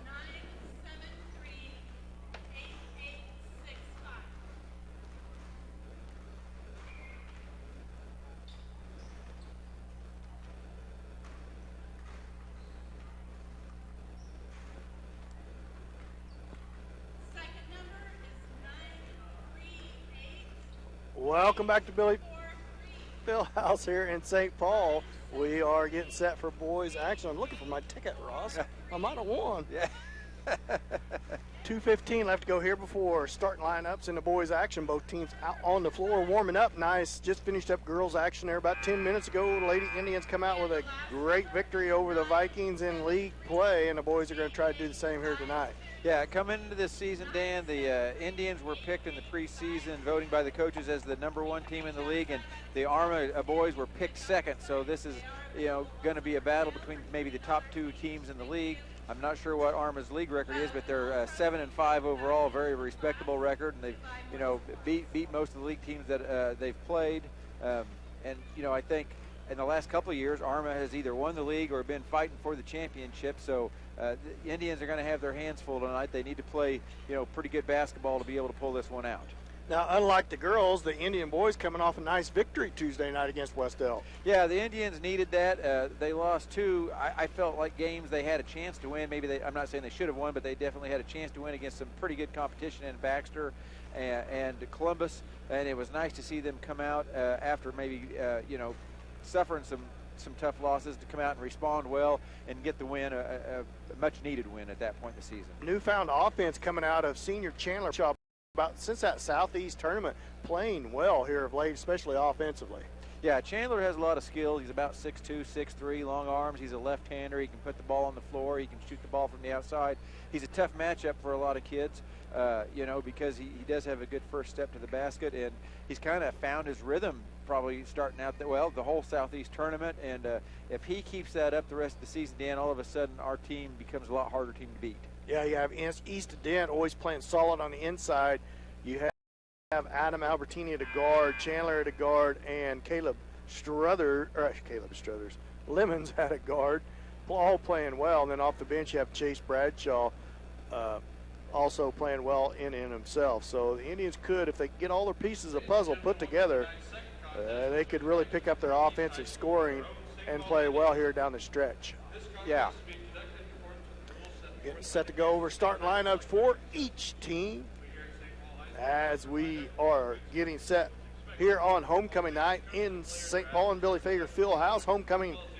Basketball homecoming will be at halftime of the boys' game. We had Tiny Tots at halftime of the girls' game, but we're still right on schedule with that running clock fourth quarter. For Northeast, Jasper McCauley, the senior, gets the nod for Northeast. Bradshaw. For St. Paul, number 2, Chase Bradshaw will get the nod tonight. And for Northeast, another senior, Matt Castro gets the start for Northeast. And for the Indians, senior number 3, Caleb Lemons, really lighting things out this start, the first half of the year. Cooled off a little in that Southeast tournament, still playing well though, getting his rhythm back. Number 5, senior Hunter Jackson. So 3 seniors on the floor for each team so far. Number 11, Adam Albertini gets the nod for the Indians. Next for Northeast, number 20, senior Cole Davis. For Northeast, the senior, number 11. I got ahead of myself. 11, Isaac Jerkovic, a senior, gets the start. And for the senior, number 15, Easton Dent, the nod for the Indians. And last but not least, Chandler Bradshaw will get the nod for the Indians, as well as number 20, Cole Davis, who I mentioned previously. Yeah, this is one of those rare games, Dan, where both teams are starting all seniors. So you're going to have 10 seniors on the floor. You know Northeast is battle-tested. Those guys have played in a lot of big league games over the last couple of years, so they're not going to be scared or intimidated. And the Indians bring a pretty darn good set of seniors to the floor also. So it'll be interesting to see how that experience for both teams plays out. Look for good matchups here tonight for the Indian boys. Let's see if they can get rolling a little earlier. Yeah, last year was a very good game in Arma. The Indians ended up pulling that game out. It kind of went back and forth. Hopefully that carries over to this year. 8 minutes on the clock. We are getting set for tip-off here in boys action.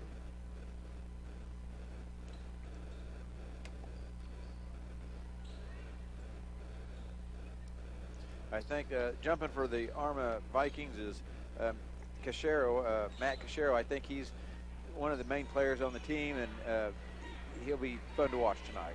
Against Chandler Bradshaw, set to tip off, and we are set to get underway. 8 minutes on the clock. As everybody gets set here, clock is ready, scorekeeper's ready, and we are underway. And it looks like the Vikings are going to control the tip. Back to Jerkovic.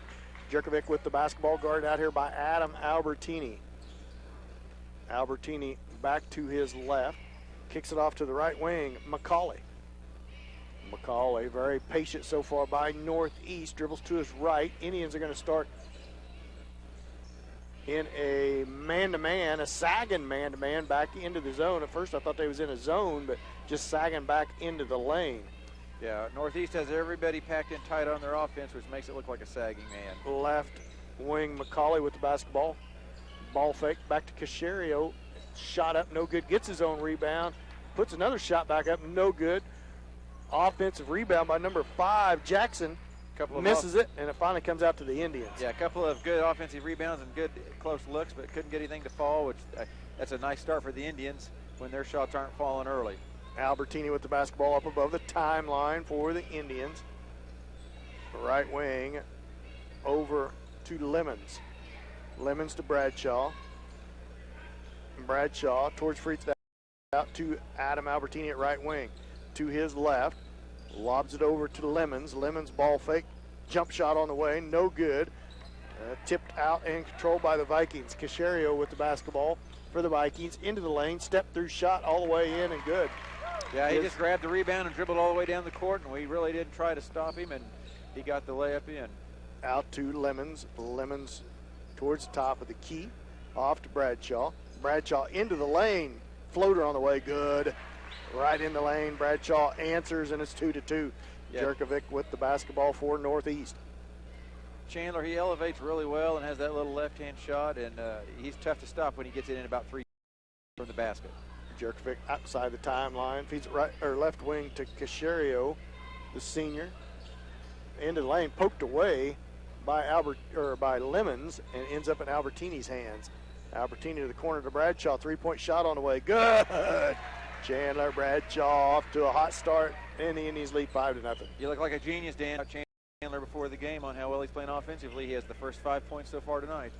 Jurkovic with the basketball over to the right wing. First time Davis has touched the ball. Spins into the lane. Tough shot. He gets it to go.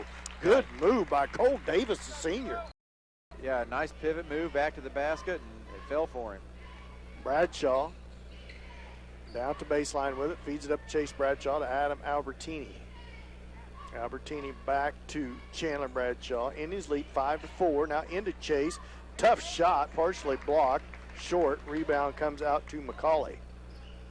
McCauley left wing with the basketball, picked up by Lemons. Crosses over, feeds it out to Cole Davis. 3-point shot. Good. 5 straight points by Cole Davis.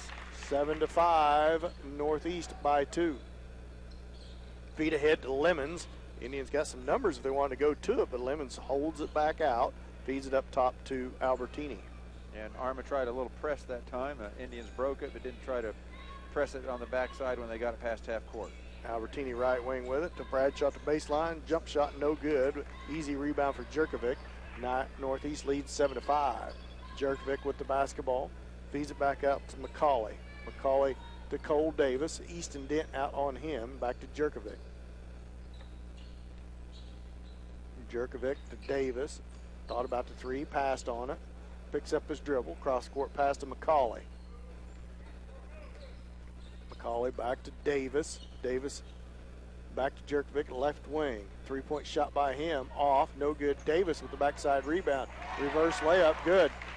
Yeah, they didn't get him boxed off on the backside. And actually, it was kind of a tough shot on the follow in. He kind of flipped it over his shoulder, looking with his back right to the basket, but he got a nice touch and it went in. 9-5. Northeast by 4. Albertini with it. Ball fake all the way to the rim. Misses the layup. Dent with a rebound. Put back no good, but he's fouled. Yeah, I like the fact that the Indians drove it hard to the basket. Didn't get it to fall on the layup by Albertini, but Easton Dent was right there for the layup and the follow. He missed the layup, but got fouled and is going to the line for 2. 9-5. Northeast up by 4. Dent at the line to shoot 2. First one off the back iron, no good. Subs into the game. Hayden Smith for the Indians, and for Northeast, Carter Duggan, a junior. So far early in the game, it's been only one foul called with less than 4 minutes left in the first quarter. First foul on Cachero. Dent gets his second. First team foul on the Vikings. Jurkovic with the basketball. Adam Albertini picks him up. McCauley now with it. Lemons on him. Now Duggan kicks it back to Jurkovic at left wing. Jurkovic above the timeline. Albertini on him. A lot of dribbling by Jurkovic. Kicks it out the left wing to Cole Davis. Drives against Dent. Now pulls it back out. Spins away. Now into the lane. Block. Oh, man. I did not see that foul. And it's going to be a foul, and it's going to send Davis to the line to shoot 2. First team foul on the Indians. I believe it's going to be the first on Easton Dent. Yeah, it's the first one on Easton. That looked like a clean block from up here, Dan, but Must have got him with a body. Yeah. Davis's free throw off the back iron, no good. As he settles in for his second. 9-6, 3-point lead by Northeast. Make it 4, 10-6. Davis is having a nice game for Northeast so far. Albertini ahead to Smith. Smith drives the baseline, kicks it to Dent. Nice pass, and Dent converts. That's the way you break the press. 10-8. Vikings up by 2. Yeah, give Hayden. Dent got the basket, but give Hayden Smith the credit for making that getting that basket for him. McCauley to Davis. Cross court pass to Jurkovic. Jurkovic towards the top of the key, crosses over to his left. Now back in there to Duggan. To Davis, cross court pass to Jurkovic. Jurkovic gets it poked away. Ball's loose on the floor, still loose, and Cachero ends up with it. Shot up, no good. Dent with a rebound, fires it ahead to Albertini. Back to Lemons. Lemons resets as Northeast gets back on defense. 2:15 left to go in the first. 10-8. Vikings up by 2. Chase Bradshaw pull-up jump shot. Good from the free throw line. You know, Chase, he's shooting well and he's being aggressive on offense. You know, we'll let him shoot that ball all night long if he's going to keep doing that. 7 of the 10 points of the Indians by Bradshaw. Jerkovic, 3-point shot of his own, good. Left him open and he made him pay, and now the Vikings lead 13-10. Albertini with the basketball, over to Lemons, back to Albertini above the timeline. Now a 1-3-1 zone by Northeast. Bradshaw into Dent. Dent spins, shot up, no good. Smith with the rebound, put back, no good. And that's got to be a foul on Caserio. That's his second team foul. Good rebounding by Hayden Smith. Couldn't get it to go, but contact on the second shot. And that's going to bring Caserio out of, I think it's going to bring Caserio out of the game. Number 13, Atchison to the scores table. That was a 1-3-1 kind of half-court trap by Arma. That's the defense that really gave the Indians trouble that Columbus played in the Southeast tournament that second half. It was nice to see the Indians attack that and make some good passes and get an easy shot on that. Feed up top to Bradshaw, hands it back to Albertini to the corner of Lemons. 3-point shot from the baseline, long, no good, and that's going to be a foul on Hayden Smith over the back. That's first team foul on Indians, first on the Hayden Smith, and it's going to go back to the Vikings. They lead 13-10, 1:21 left to go here in the first period. Yeah, Hayden just got a little over anxious on that, being aggressive, get the rebound. Appreciate the hustle, but just got called for over the back. Jerkovic with the basketball, guarded by Albertini. Up top to Atchison. Now 3-point shot on the way, good. That's put up and in there by McCauley. And Vikings shooting hot from the outside. Smith into Bradshaw. Bradshaw pull-up jump shot, short, no good. Rebound Jerkovic. 6-point lead for the Vikings. Jerkovic back down with the basketball into the lane, puts his body into Albertini and scores, and all of a sudden it's an 8-point lead. 18-10, I believe, is the score. I think it's 18-10. Down to the corner to Hayden Smith. Smith back up to Lemons.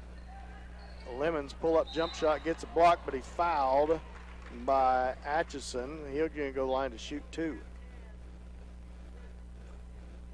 32.7 seconds left to go in the first. 18-10, Vikings up by 8. Lemons to the line to shoot two. I don't know if Vikings shoot this good every game. That's a pretty good first quarter put together. Yeah, they've made at least 3 threes, I think, Dan. And if they shoot like this the whole game, it's going to be tough to beat them. 32.7 seconds, a little trying to get the score clock, trying to get the score fixed. It's 18-10, and there they got it fixed. 32.7 seconds left to go here in the first period. 8-point lead for the Vikings. Lemons at the line to shoot two. On its way for the first, off the back iron, no good. See how the Indians respond and dig a little hole here early on. Lemon's second shot on its way. Off the back iron, no good. Jerkovic with the rebound. He misses them both. Now a feed ahead to Atchison, or Duggan. And to Davis. Now down to the baseline. Feed up top to Jerkovic. Albertini backs off of him up above the timeline. 19 seconds. Jerkovic loses it on the floor. Feed to Davis, and it's going to be a timeout. Northeast, 30-second timeout. We'll be back after this 30-second timeout. You're with St. Paul basketball on Hot 105.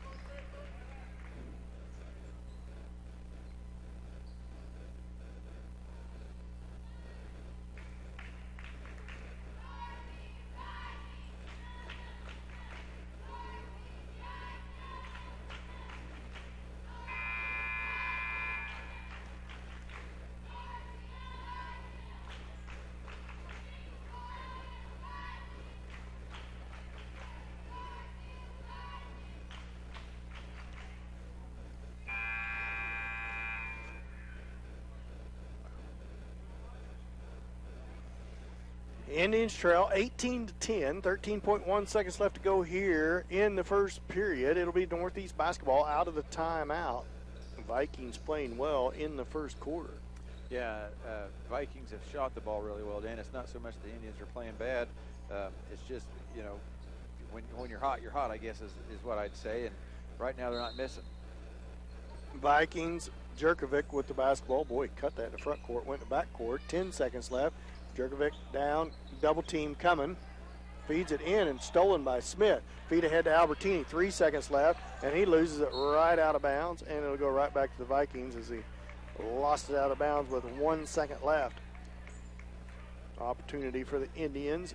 Adam just lost the handle on it, went right out of bounds. Jerkovic shot at the buzzer. It's going to be no good. Off the backboard. 18-10. Vikings lead by 8 after the first quarter. We'll be back after this 1 minute timeout. You're listening to St. Paul basketball on Hot 105.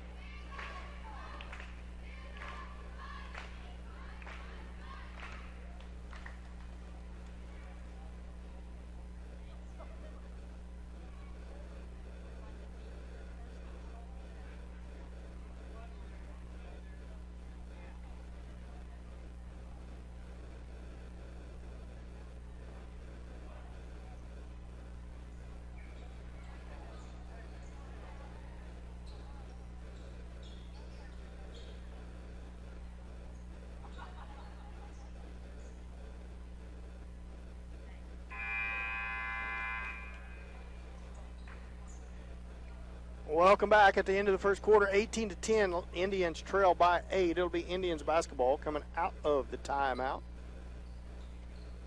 See if the Indians can rein in this hot Viking offense.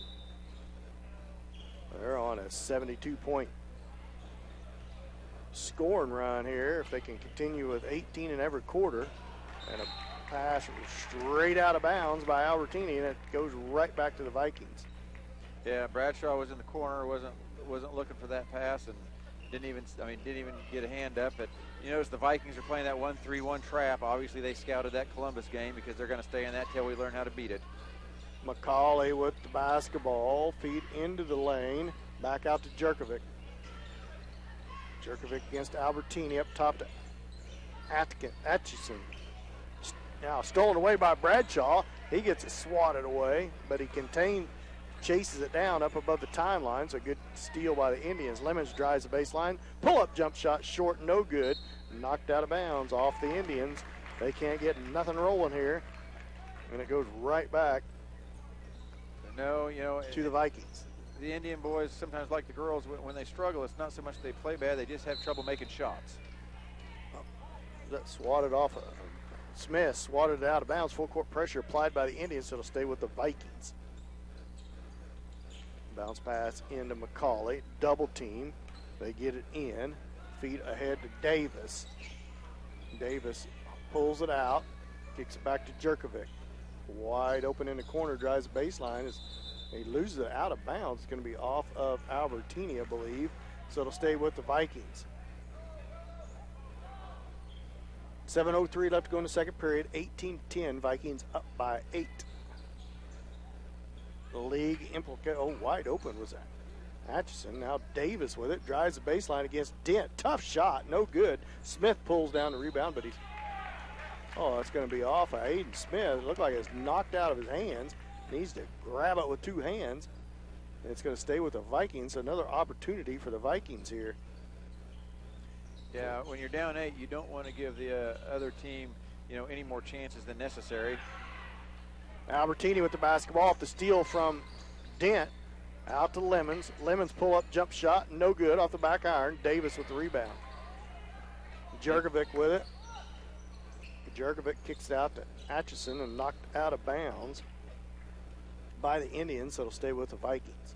Indians just can't buy a basket right now. Instead of selling maybe for jumpers, which when they're falling, you keep shooting them, but when they're not, maybe either work it down low a little bit more or just drive it all the way to the rim. McCauley with the basketball, guarded by Lemons, out to Davis. Davis by Dent, spins to his right, kicks it out to Atchison. Atchison guarded by Chandler. Bradshaw kicks it back up top to McCauley. Looked like he traveled. Tries to go around with his left hand. Floater on the way, good. 10-point lead for the Vikings of Northeast, 20-10. Albertini with it. Breaks the press easily. Kicks it off to Lemons. Now back up to Albertini. 3-point shot by him. Ooh, off the rim, no good. Rebound Davis. Davis. Indians has went ice cold.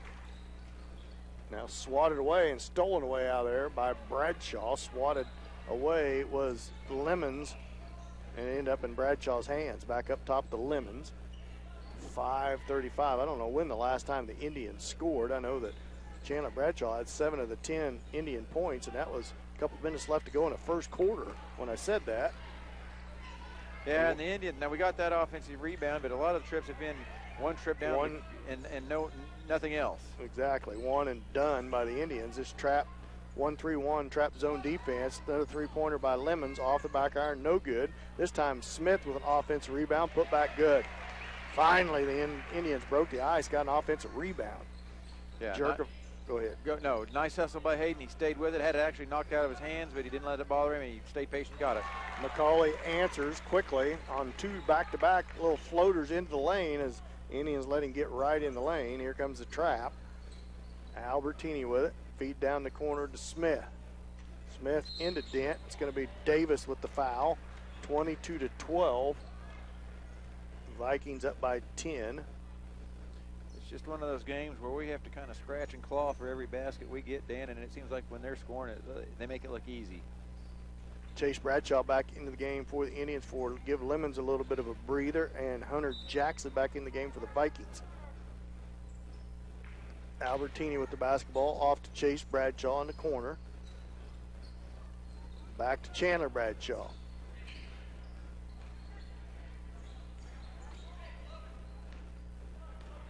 A little matchup man-to-man, but a big sagging man-to-man, Ross, is a sag clear in. It's almost emulates a zone, but it's sagging way off the Indians. Left-handed shot by Bradshaw, no good. Hayden Smith with the rebound. Put back, no good, but he's fouled.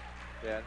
You know, and that's a little bit of a product of when you're cold shooting from the outside, Dan. It sure makes it easy to sag off and clog up the middle because you don't have to worry about the outside shot. Hayden, nice job on the offensive rebound. You know, that's what he does best is he gives you a lot of spark and energy down on that low block on those backside rebounds, and hopefully he makes them pay this time. Hayden's first free throw's way off, way short. Didn't even want to draw iron as he settles in for a second. Northeast maintains a 10-point lead with 4:15 left to go in the second period. Second one on its way, no good. Albertini skies for the rebound. Tipped, or just misses him, and I guess it goes out of bounds off the Indians, so it goes back to the Vikings. Jerkovic with the basketball. I'd hate to see the Indian shooting percentage because it's got to be pathetic. Well, the free throw percentage is 1 for 6, Dan. It's not doing very good tonight either. A left wing to Duggan. Now a steal by Smith. Smith on the breakaway all the way down. Left-hand layup good. Good job, Hayden Smith off the steal. Hayden's giving them a really good spark off the bench tonight, Dan. 8-point ball game, 22-14. Jerkovic with the basketball. Davis with it. Oh, close to back court. Dent all over him. He picks up his dribble. Kicks it off to Atchison, left wing. Atchison now guarded by Dent on the switch. He loses it. Picks it back up by the timeline. Feeds it to Davis. Davis just pulls up, shoots a three. No good. Jerkovic with backside rebound. Put back. No good. Rebound Hayden Smith. Hayden Smith tries to feed it ahead to Bradshaw and throws it straight out of bounds. Loses it off his hands.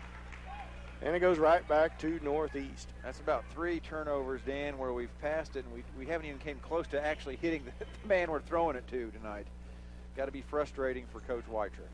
Jerkovic with the basketball, feeds it to Davis. Or at McCauley with the basketball. 3-point shot on the way, no good. Chase Bradshaw with the rebound. He hands it off to Adam Albertini. Albertini pull-up jump shot, no good. Dent swats it away, but it ends up in Davis's hands. Now out to Jerkovic. Jerkovic out top to Davis. 22-14, 8-point lead for the Vikings. All the way around the horn to McCauley. 3-point shot by Jerkovic off the iron, no good. Hayden Smith saves it into Dent. Nice job by Hayden. Now Bradshaw with it. Bradshaw drives to his left, kicks it off to Albertini at left wing, down to the corner to Chase Bradshaw, back to Albertini, around to Chandler Bradshaw. Chandler, he feeds it to Dent on the give and go. He's fouled, he makes it. And one. Good ball movement that time against that Northeast Viking defense, Ross. Yeah, you know, and I think the key is we had good ball movement, and what do? We took the ball to the basket, so instead of shooting an 18 or a 20-footer, we shot a 2-footer.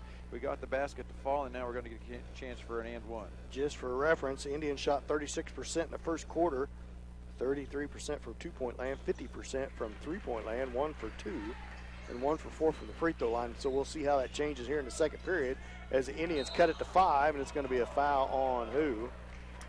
Maybe a little bit of a late call by the ref on that one. We had him trapped in the corner on the press, and the Arma player split the defenders and fell to the floor, and they went ahead and called the foul. Second foul on Hayden Smith. Third team foul on the Indians. Lemons into the game to give Albertini a little bit of a break. Indians have a little 5-0 run here to cut the lead to 5, Dan. Jerkovic with the basketball. Oh, now steal by Chandler Bradshaw. Pull-up jump shot good from the baseline. 3-point ball game, 22-19, 2:04 left to go here in the second period. Indians have a little momentum. Head to Atchison. Atchison to the corner, shot up, good, and he's fouled. A good move to the basket by Duggan, and he gets it to go, and he's fouled for the and one. That's going to be on East Dent, his second, team foul number 4. And Hayden Smith, good quarter put together for him off the bench. Ivan Murillo and Adam Albertini into the game for the Indians, back up to a 5-point lead. Duggan in and out, no good. Rebound, luckily, comes to the Indians because Davis had position Yeah, on didn't really Murillo. do a good job of boxing out, but ball rolled, bounced our way. Lemons down to Murillo, back up all the way around. Bradshaw pull-up jump shot, good. It's starting to heat up a little bit, and that's why we're closing the gap and got down to a 3-point lead. Atchison loses it out of bounds, turns it back over to the Indians of St. Paul as they trail by 3, 24-21 with 1:32 left to go in the first half. Albertini ahead to Lemons. Lemons lobs it back to Albertini. Back to Lemons, to the corner to Murillo, into Bradshaw. Floater, good shot by Chandler Bradshaw at the baseline. It's a 1-point game, 24-23. Yeah, I was just going to say I would like to see Chandler get a touch on this the way he's shooting, and he got it and made him pay. Davis turnaround, gets it to go over the rim. Good tough shot by him. Yeah, Davis, he bullies his way in the lane. He doesn't charge, but he does a nice job of just kind of pushing guys out of his way and getting his shot off. Chase Bradshaw into Chandler, another jump shot. Oh, off the back iron, looked everywhere but down. 26-23, 48 seconds left to go in the second period. McCauley with it, feeds it over to Atchison. Atchison back to Davis, guarded by Murillo, gets around him, feeds it to corner, now back up top to Jerkovic. Jerkovic pull-up jump shot, no good, over the backboard with 31.3 seconds left to go in the first half. Indians trail by 3, 23-26. Well, do we hold for one shot, Dan, or we try to see how many we can get in 30 seconds? Your guess is as good as mine. Lemons, I have no problem with a shot as long as we get a good shot at it. Chandler Bradshaw right into the lane, kicks it out to Murillo, swings it around to Lemons, to the corner to Bradshaw. Back up top, 17 seconds. Chandler turnaround jump shot, good. That was a tough shot, Dan. Jerkovic, 10 seconds, drives to his left, kicks across, leaves open, shot up, good. All by Dugan, 2 seconds left, 1 second, shot at the buzzer, no good. And halftime score, Vikings 28, Indians 25. We'll be back after this 2-minute timeout. You're the St. Paul basketball on Hot 105.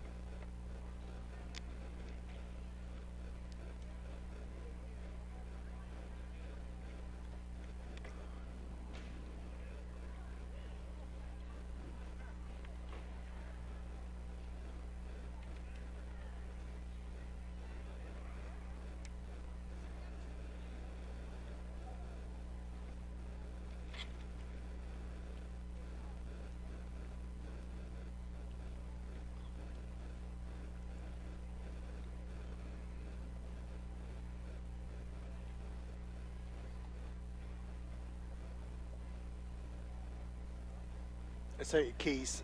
Okay. Yes.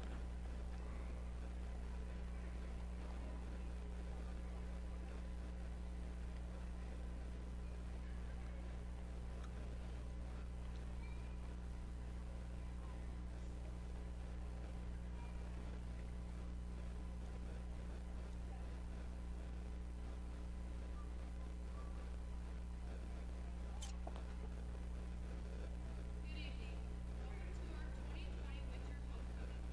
Our first candidate is Miss Katie Coombs. Katie is the daughter of Diane Coombs and the late Scott Coombs.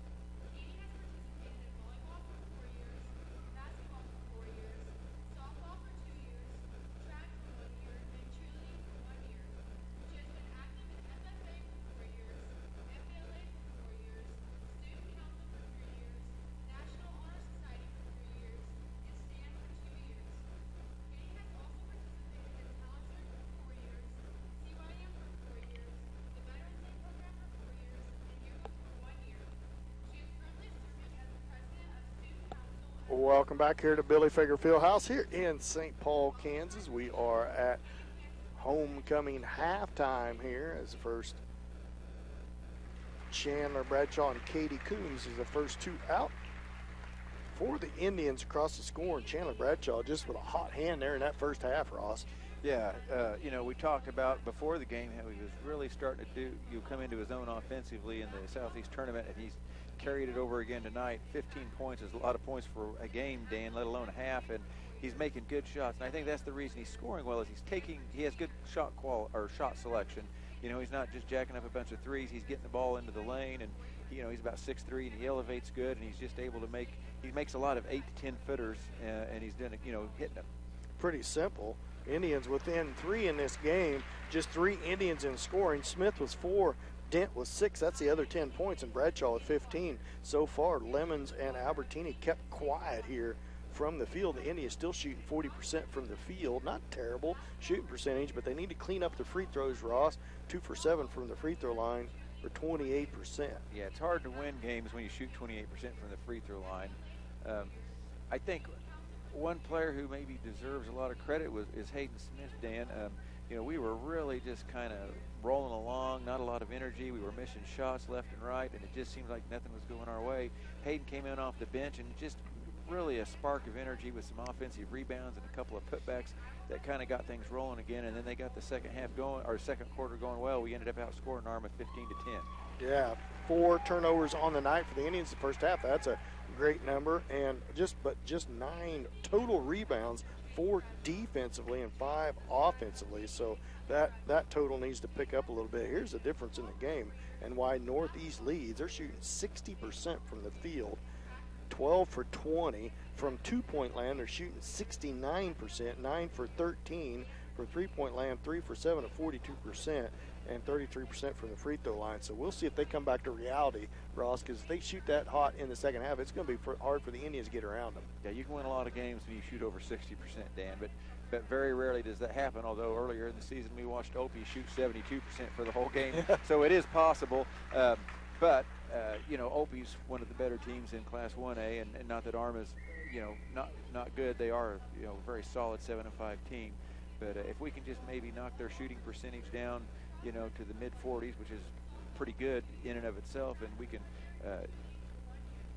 knock our free throw percentage back up, I think we got a good chance in the second half. I do too. I like the energy we play, and look for, you know, you're not going to hold Lemons and Adam quiet the whole game. Look for them to come up with some turnovers here in the second half and get some second chance points or fast break points. Although Northeast doing a good job, it seems like rotating back on defense.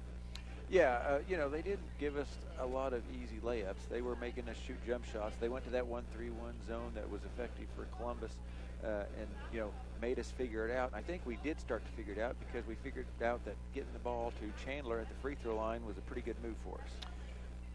Rest of the homecoming court is Taylor Watrick and Chase Bradshaw and Caitlin Staten and Easton Nent. So we'll stick around here and see who basketball homecoming queen is and or winner formal king and queen is a exciting time for the kids here at Billy Fager Fieldhouse at St. Paul High School. Did you have the winning ticket earlier, Dan, for the I never did find my ticket, Ross. pretty sad. I know it's in my pocket somewhere. I very well may have Taylor Watrick. Easton Dent is the homecoming king and queen as they get crowned. And Easton, Go ahead. congratulations to both of them. You bet. Congratulations.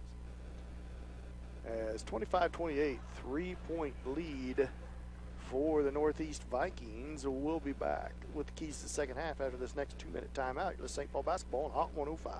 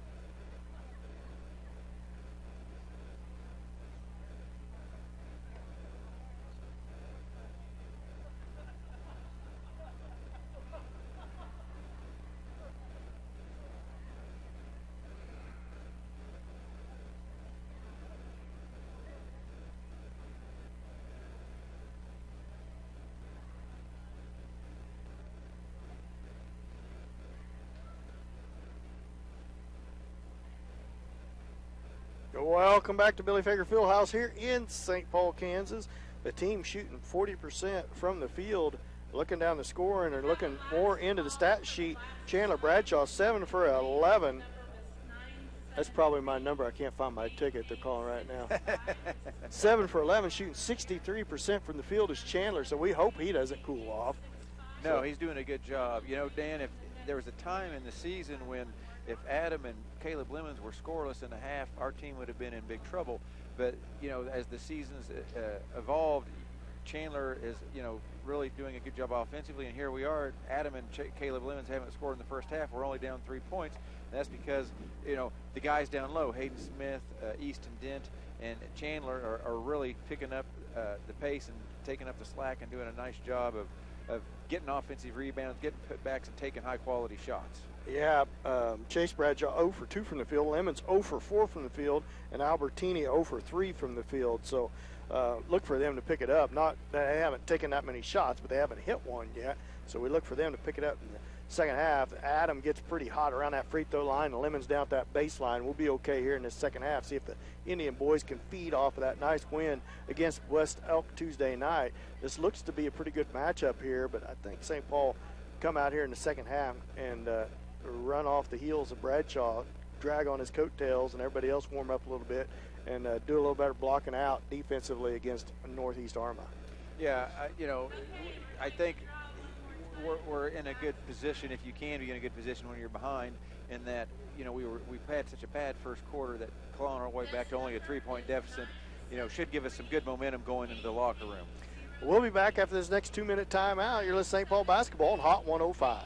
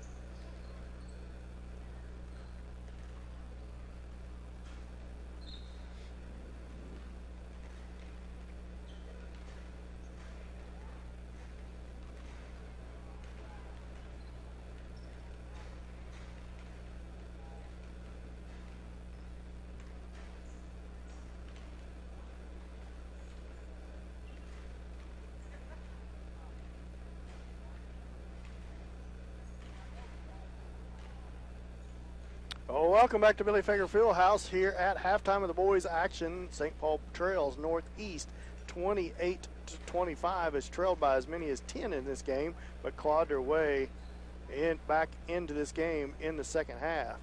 One thing to note, Ross, is Casario ended up on the bench picking up his second foul. He didn't play much of that second quarter for Northeast. No, and that's probably a little bit of the reason that we were able to eat into their lead, because he's looks like a pretty big, scorer for him, and a load down low.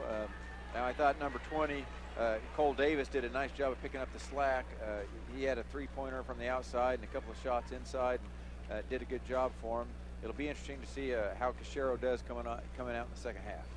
Indians back out on the court after homecoming, getting set to warm up here to get this third quarter off. I think the Indians keep doing what they're doing, do a little better job boxing out on defense, just letting Northeast have one shot at the basket, do a good job in there, rebound on the defensive end, on the offensive end, see what kind of adjustments they made. Northeast did a little 1-3-1 full court trap there at some point, and then they backed off in that sagging man-to-man. Yeah, and I think another key in the second half is free throws. We were 2 for 7. If we shoot, a decent free throw percentage, we're actually probably leading at halftime. Yeah, definitely have to do a better job from the free throw line. It's kind of been one of the Achilles' heels, although Lemons was one of the ones shot 2 of the free throws, and he did a pretty smooth at the free throw line, missed them both. So we'll see if Hayden Smith has had his struggles from the free throw line. So we'll see what the Indians can get going here in the second half. A little bit longer halftime show tonight, Dan, because of the homecoming. So yeah. Who do you have in the Super Bowl tomorrow? Oh, I hate to even say, but who I'm rooting for. I mean, it's hard not to be excited about the Super Bowl. I hope it's Sunday, though. It's tomorrow. Tomorrow. That's right. I'm off a day, but Sunday. Who are you rooting for the Super Bowl Sunday, You're Dan? so excited for it. You can't wait on it. Can't wait to get there. No, I'm excited that the Chiefs better back in 50 years, and I have my worries on what to worry about. That Bosa is pretty good athlete on the outside. I hope old Fisher can block him, keep him off of Mahomes, but we'll see how that goes. I think the Indians will do well. They need to get off to a little quicker start than they have been, though, Ross. Yeah, the St. Paul Indians, if we can come out and have a nice little run in the third quarter, that'll sure make a big difference. I hate to see ourselves dig ourselves back into an 8-10 point hole and then have to really claw our way back in it in the fourth quarter. All right, we got about 2 minutes till the second half tip-off, start of the third quarter, so we're going to take one more 1-minute timeout. You're listening to St. Paul basketball on Hot 105.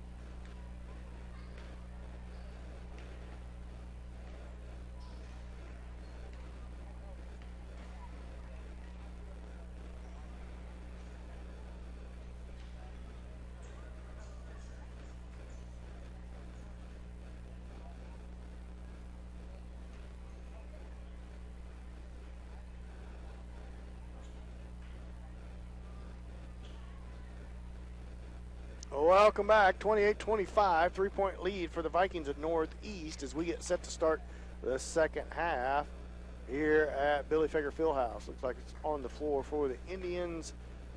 We'll see who it is for the Indians as we get set both teams huddled around their coach, getting final instructions here before we start the tip-off to the third quarter. It will be the Vikings basketball to start the third quarter.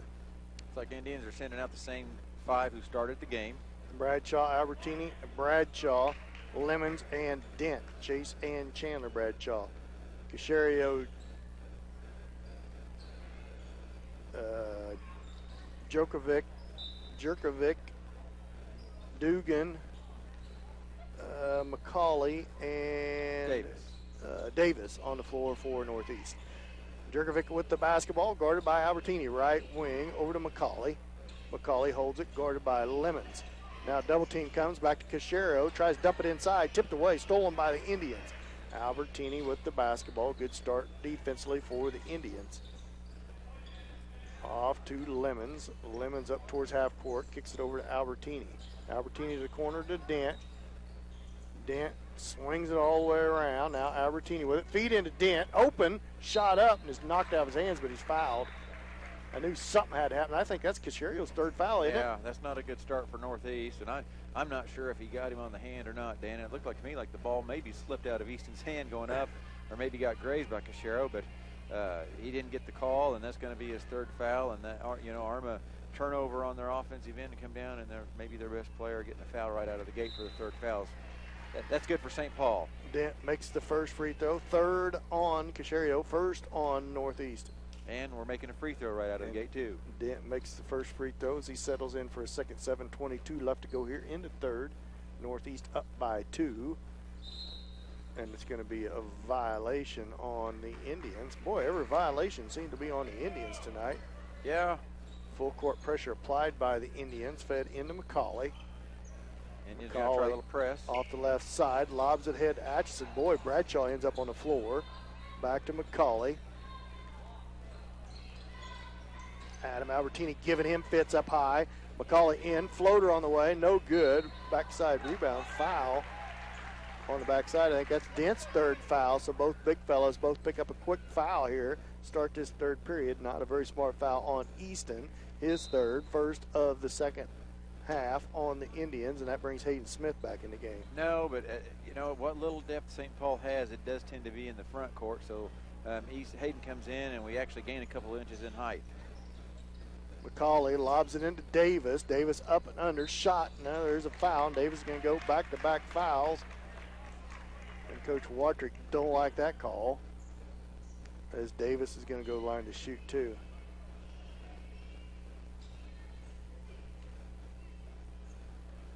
Davis at the line, 28 to 26, 2-point lead for Northeast. Davis misses the first.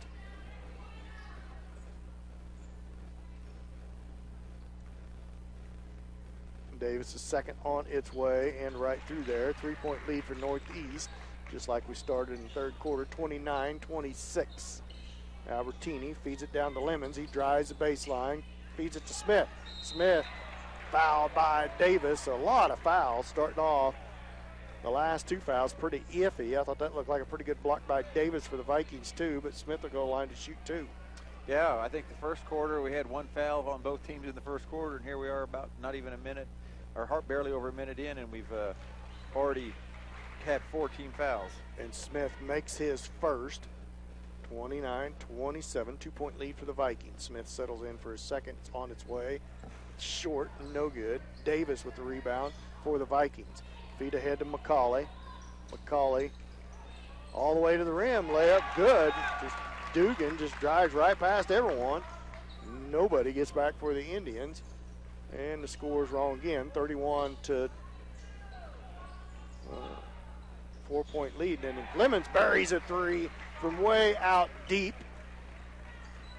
And it's a 1-point ball game, I believe, as the scores table try to get things straight here. Yeah, 31 to 30. It would be a 2-point lead. Yeah, 31 to 30 is the right score. Turnover on Northeast gives it back to the Indians. So the Indians will have a chance here to take a lead. First lead, I believe, of the ball game for the Indians if they can take it. And then it goes right out of bounds, so I jinxed them. Yeah, I think we had the lead. We were maybe up 5-4 early in the game, but since then it's been pretty much all Northeast in the lead. Northeast, Jerkovic with the basketball. Back, double team coming. Atchison now with it. Atchison into the lane, floater up, off the backboard too hard. Hayden Smith feeds it ahead to Lemons, just one man back. Lemons all the way to the rim, no good, missed it by a mile. And rebound comes out to Northeast. Jerkovic right back down with the basketball. 1-point ball game, 31 to 30. Davis with it. I think Caleb was expecting a little contact on that, and the defender kind of faked like he was going to go up for the block and then just stepped out of the way, and Caleb banked it too hard off the glass. Jerkovic with the floater, short, no good. Hayden Smith with the rebound. He's fouled by Jerkovic. That will be the third team foul on the Vikings. And how many is that on Jerkovic? Just his first, I believe. Second on Jerkovic. Third team foul on the Vikings. 31-30, 1 point ball game. And forgot to start the clock, so they started. Going to reset here. 5:29 left to go in the third. And we're breaking in a new clock keeper. Yeah, That's okay. I'm not going to say anything, Dan. We're doing the best we can. Bradshaw with it up to Albertini over around to Lemons. Lemons, I wouldn't want to be running it neither. I'd have things so messed up. Long three-pointer by Lemons, short, no good. Adam Albertini at the rebound, put back, no good. No foul called. Defensive rebound by Northeast. Jerkovic back down with the basketball. Cross-court pass to Atchison, wide open three-point shot, good. Yeah. Well, we had a nice couple of looks at the 2 layups to get the lead, Dan, and we missed both of them, and finally Northeast were able to connect on a three-pointer. Albertini with the basketball off to Lemons, 34-30, 4-point lead for Northeast. Chandler Bradshaw kicks it out to Adam Albertini. Cross-court pass into Chase Bradshaw in traffic, double teamed, and knocked out of bounds by Atchison, so it'll stay with the Indians as Dent coming right back into the ball game here with 3 fouls, so he's going to have to play smart coming in for Chase Bradshaw. Yeah, I just think Coach Weitrick wants to make sure the lead doesn't slip a little bit, or we slip a little bit further behind. Bradshaw with it, cross-court pass over to Lemons. 1-3-1 trap zone defense applied by Northeast. Into Bradshaw. Bradshaw turnaround jump shot, good. Pretty smooth with that left hand. 34-32, 2-point lead for the Vikings. Lob ahead to Davis, wide open, ball fake, layup, good. Yeah, they beat the press too easy that time, Dan. Albertini back down with it. Free throw line, pulls back out. Down to the corner to Hayden Smith. Knocked out of bounds by McCauley. St. Paul basketball, they trail 36-32. Albertini with it. Cross-court pass into Lemons. Lemons back to Albertini. Down to the corner to Smith. Baseball pass across to Lemons. Long three-point shot. Good. Same spot. Caleb Lemons buries another 3. Timeout St. Paul. They trail by 1. 36-35, 3:45 left to go in the third. We'll be back after this 30-second timeout. The St. Paul basketball on Hot 105.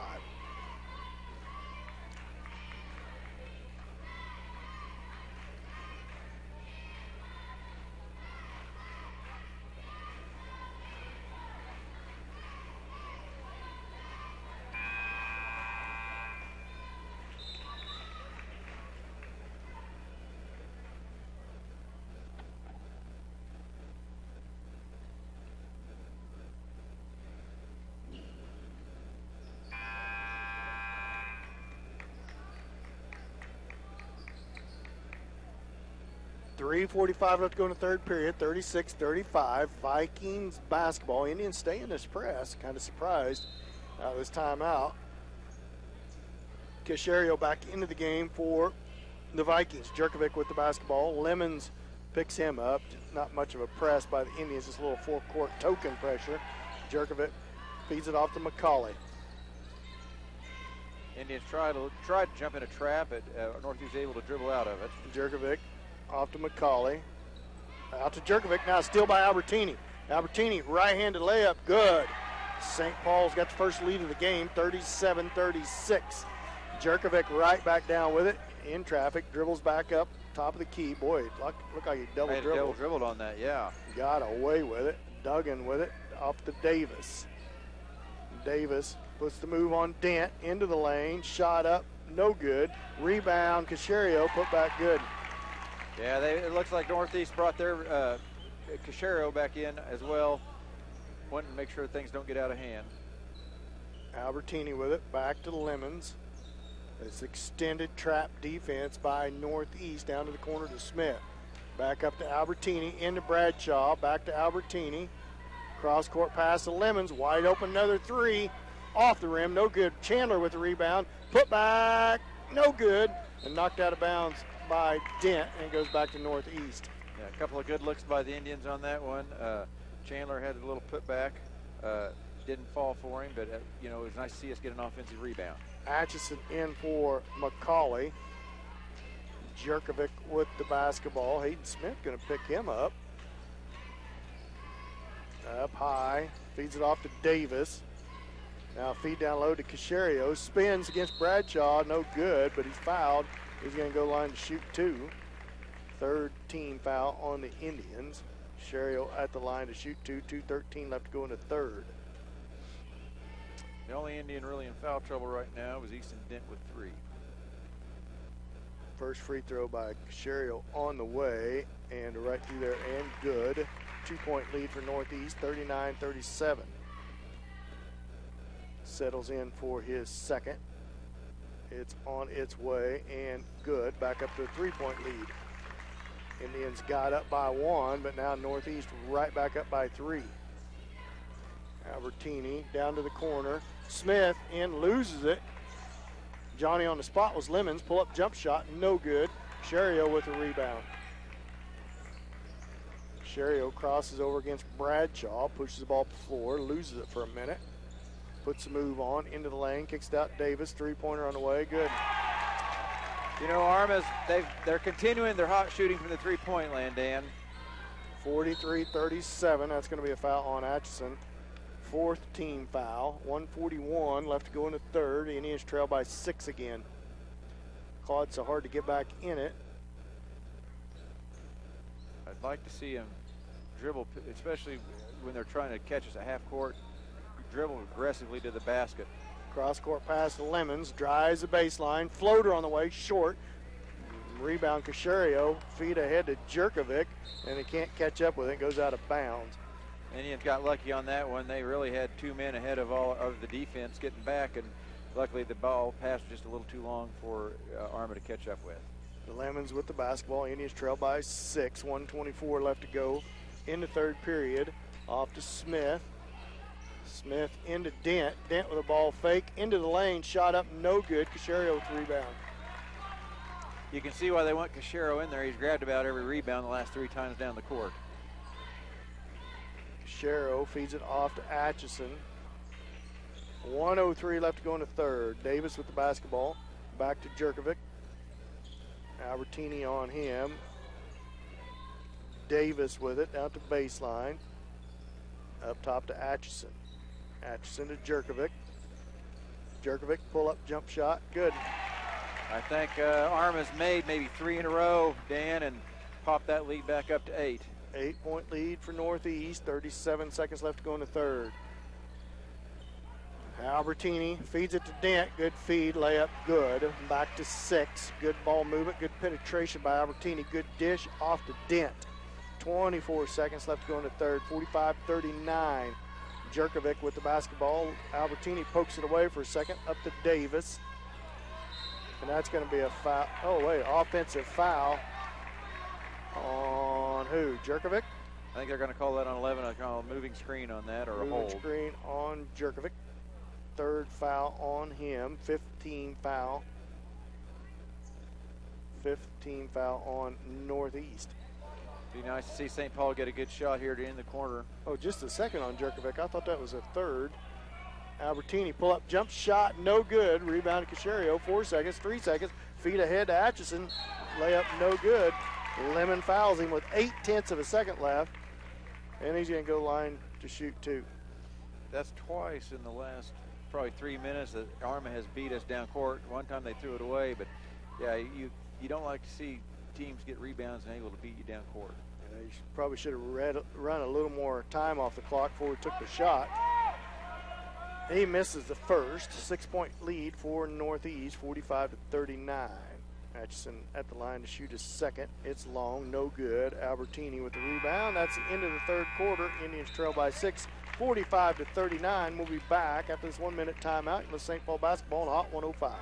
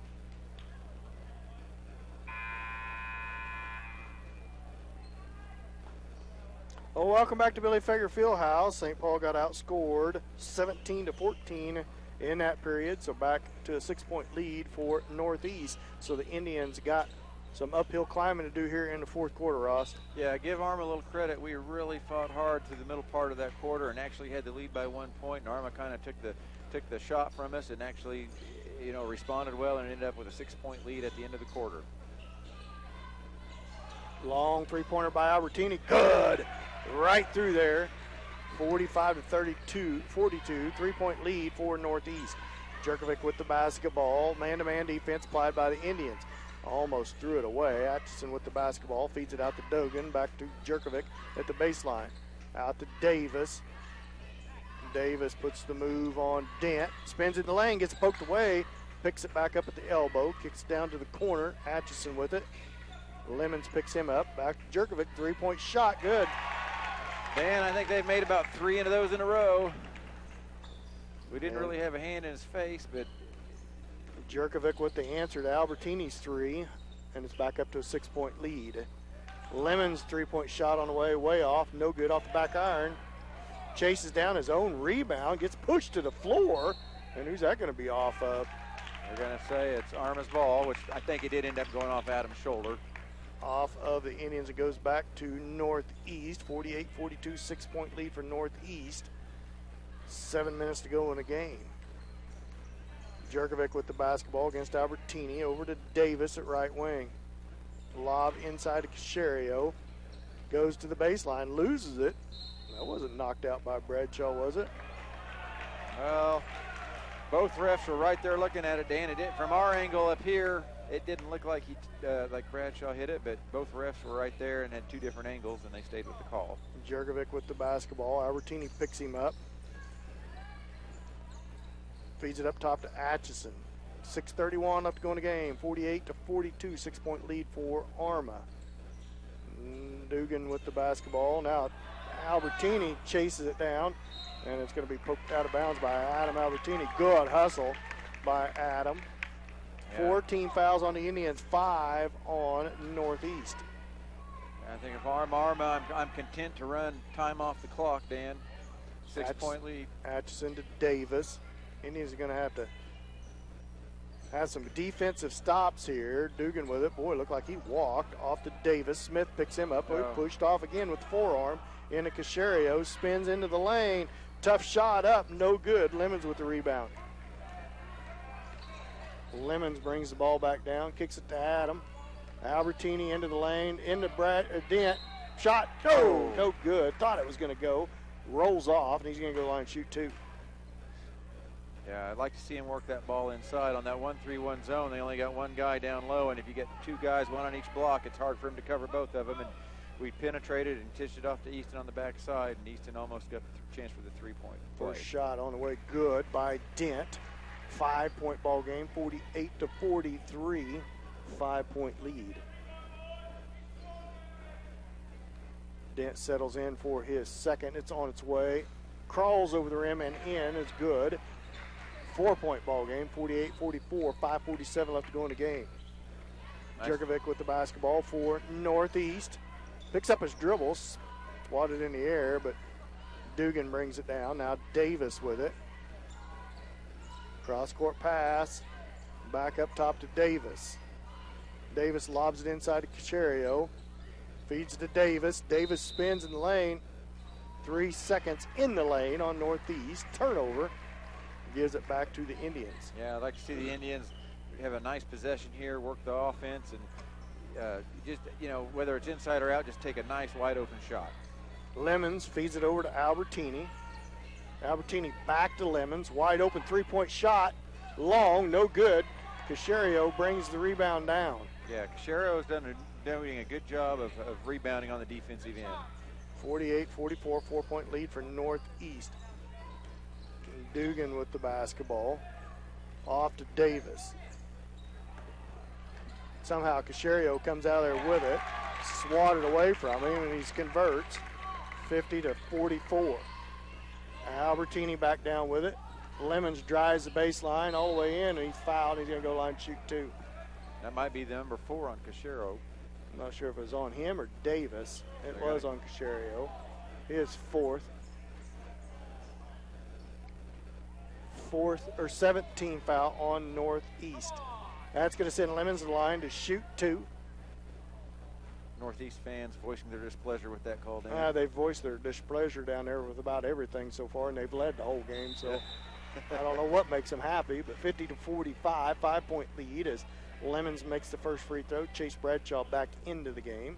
Good to see the Indians shooting free throws well the second half. That was one of the keys to getting back in this. Casario has to come out. Well, does he come out? Maybe he stays in. He does stay in the game with 4 fouls with 4:42 left. Lemons makes both free throws. 4-point ball game again, 50-46. Bradshaw steals it. Back to Lemons. Lemons layup, good. Ahead to Casario. Casario all the way down. Up and under. Loses it. Steal by Bradshaw. Fed ahead to Albertini. Albertini all the way in. Layup, good. Indians really picking up the defensive intensity with 2 turnovers and 2 baskets, and all of a sudden we got a tie ball game. 50-50, timeout Northeast. 4:16 left to go in the game. We'll be back after this 30-second timeout. Let's St. Paul basketball on Hot 105.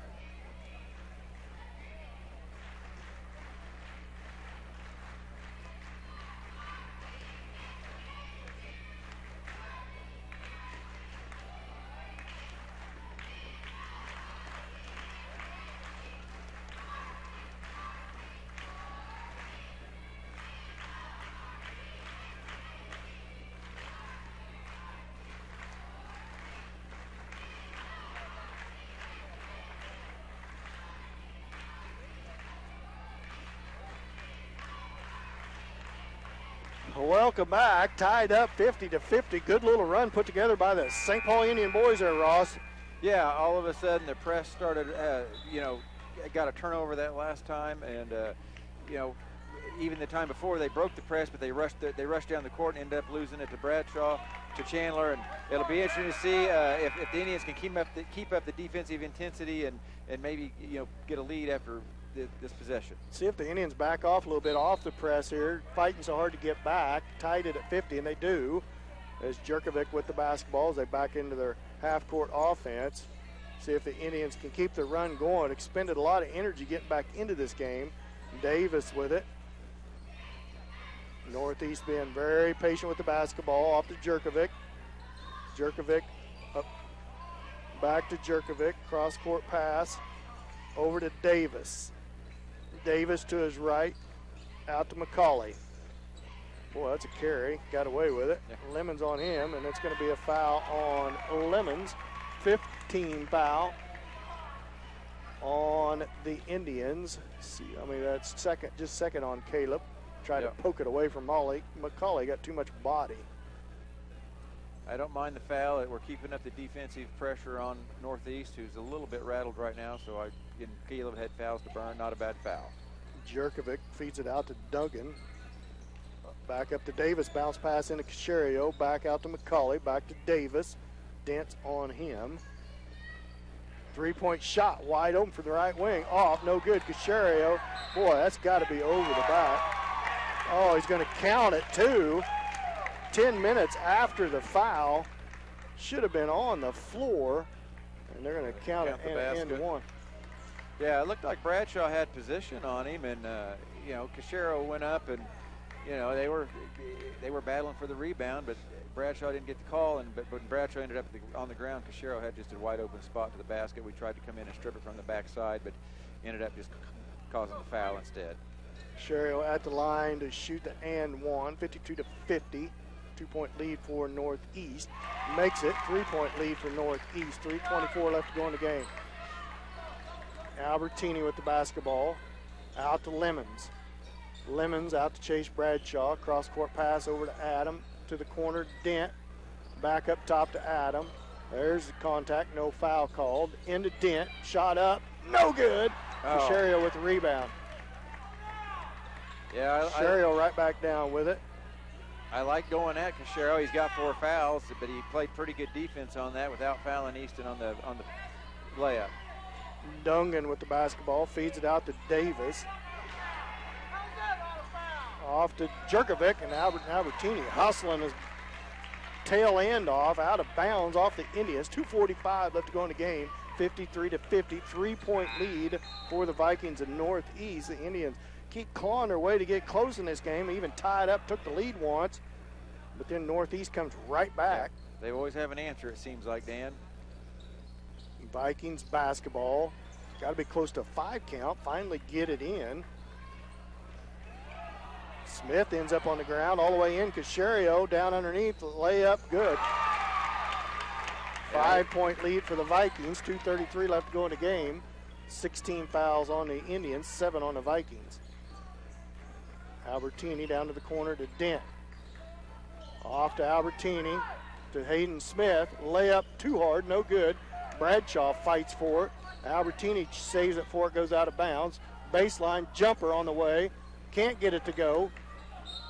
And it's going to be off of Casherio, out of bounds, and goes back to the Indians. Indians are playing hard, but they really need a basket on this possession, I think. Albertini with the basketball, looks inside, up over the top to Bradshaw. 2:07 left to go in the game. 5-point lead for Northeast. Drives the baselines. Lemon shot up, no good, and it's going to be a foul. Lemon's going to go line to shoot 2. That might be 5 on Casherio, Dan. Nope, it's going to be on 20. Davis. 8th team foul on Northeast. 3rd on Davis. Need 2 big free throws by Lemons in this right now. He's already made 2 this quarter, so hopefully he can keep it up. Lemons at the line to shoot 2.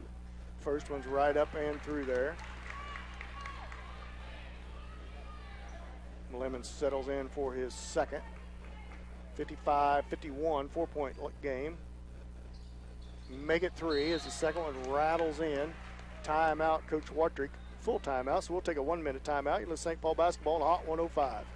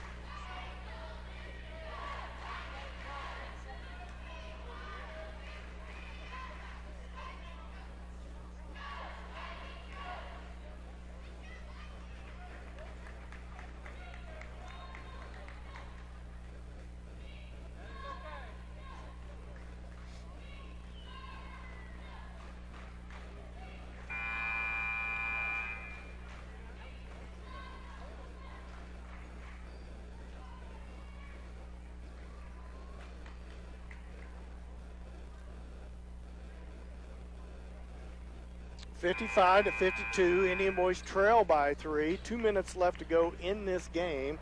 Look for the Indians to set up in a full court pressure here coming out of the timeout. Northeast basketball. Yeah, Indians have had a little success with the press in the second half. Hopefully they can keep it up right now. Don't need to foul here exactly yet. Cherio set to put the ball in play for the Vikings. As he looks. That's Timeout, Northeast.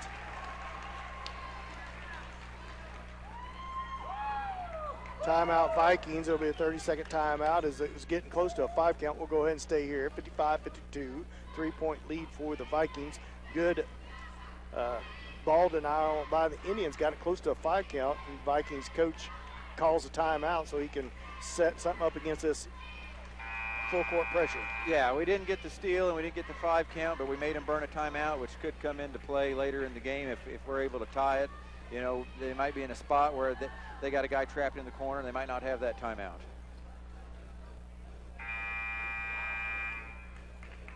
Two minutes left to go in the game. 55-52, 3-point lead for the Vikings Northeast. Vikings basketball. Full court pressure applied by the Indians. Albertini on Jerkovic. Lemons on McCauley. Jerkovic has the ball. Down the right-hand side. Back to Casherio. Down underneath. Now a steal by Dent. And the ball's loose and it comes out into McCauley's hands. Indians had what they McCauley wanted. drives into the lane, kicks it out to Jerkovic. Jerkovic up top to Davis. And Davis bounce pass into Casario. 1:37 left. Casario spins, has it stripped out to McCauley, out to Davis. At some point, the Indians are going to have to foul, put somebody up to the line on 1-on-1, trailing by 3. Not quite yet. Jerkovic with it, loses it. Albertini pokes it out of bounds, and it's off of Northeast and goes back to the Indians. Don't need a three-pointer here, Dan. We just need a good shot. Albertini feeds it into Lemons, 123. But you want to try to score. You want to get a couple offensive possessions here if you can. Albertini with it, 1:16 left to go. You want to do attack as quick as you can, in my opinion. Back to Albertini. Three-pointer on the way. Short, no good. Smith back to Albertini. Albertini floater up, no good. Dent with a rebound, put back good. Nice job. Indians kind of got Northeast out of position, and they didn't have anyone for the backside rebound position, and Dent was able to clean it up. Turnover on Northeast gives it right back to the Indians off the pressure. The Indians trail 55-54, trail by 1. Lemons with the basketball. 48 seconds left to go in the game. See what the Indians elect to do here. Albertini with it. Down to the corner to Smith. Back to Albertini. Into Bradshaw to elbow. Back to Albertini. Albertini into the lane. Back to Bradshaw. Floater. Good. That was Chandler's first basket in the fourth quarter, and it came at a very good time. 56-55. Indians up by 1. 27.7 left to go in the game. We'll be back after this 30-second timeout. You're listening to St. Paul basketball at Hot 105.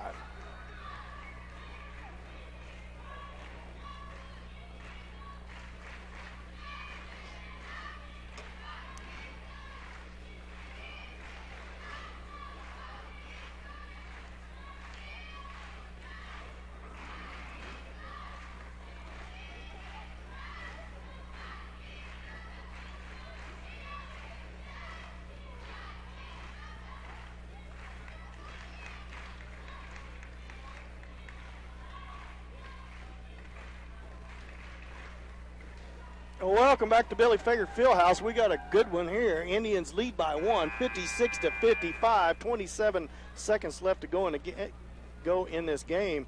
Multiple options for the Vikings playing well tonight. Jerkovic, Davis, and Casario. I would assume they're going to try to work this ball into Casario. Yeah, I think if I'm Northeast, I definitely try to at least get him a touch on the block. He might not, he might kick it back out, but he's a load down low, and I think that's their best option right now. Him or Davis, either one. He's pretty savvy around the basket, too. Dugan gets it into Casario. 26 seconds. Drives against Bradshaw. Crosses over. Floater on the way. In and out. No good. Gets his own rebound. He's fouled.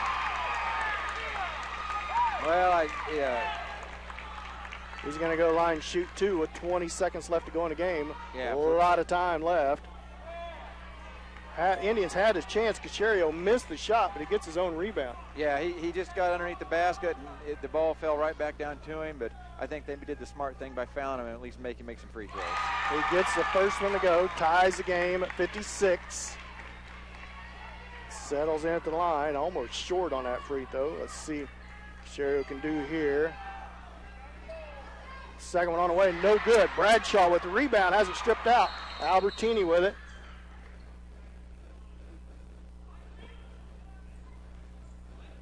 The clock started, 20 seconds. 17 and a half seconds. 17 and a half seconds left to go in the game. St. Paul basketball tied at 56. Yeah. Indians, we got the ball. I think you want to take the last shot for sure. Lemons crosses half court. Indians call timeout. 14.1 seconds left to go in the game, tied at 56. We'll be back after this 30-second timeout. You're with St. Paul basketball on Hot 105.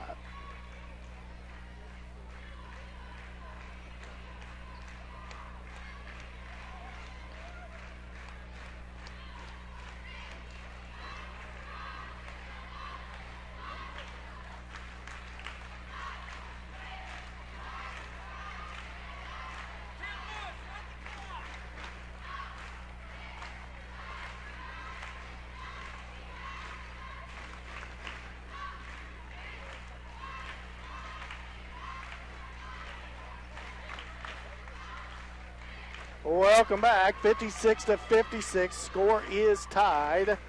14 seconds left to go in the game. Ross, you'd like to take this shot with about, 3 seconds left to go to give yourself a chance at a putback, but you really don't want to take it much earlier than that, I wouldn't think. No, and I guess maybe if you had a wide open layup, Dan, but I just can't see you, doing that and leaving them time to get back down court to score. Luckily, Indians on offense, we got a lot of options. Adam and Caleb Lemons have heated up a little bit in the second half, so you don't mind them taking a shot if they're wide open. And then, of course, you can't go wrong feeding it into Bradshaw or Easton Dent. And then Hayden Smith is always good for the backside rebound. So hopefully we get a good shot and see what happens. Well, timeout, Coach Wartrick, after he's seen what Northeast was going to set up. They put Casherio on the ball, so that's going to be a little bit of tough of inbounds for Chandler Bradshaw. Casherio 6'2", 6'3", probably. Yeah, he's a big, stout kid. Probably, I'd say about 6'2". We're going to take another 30-second timeout. Let's St. Paul basketball on Hot 105.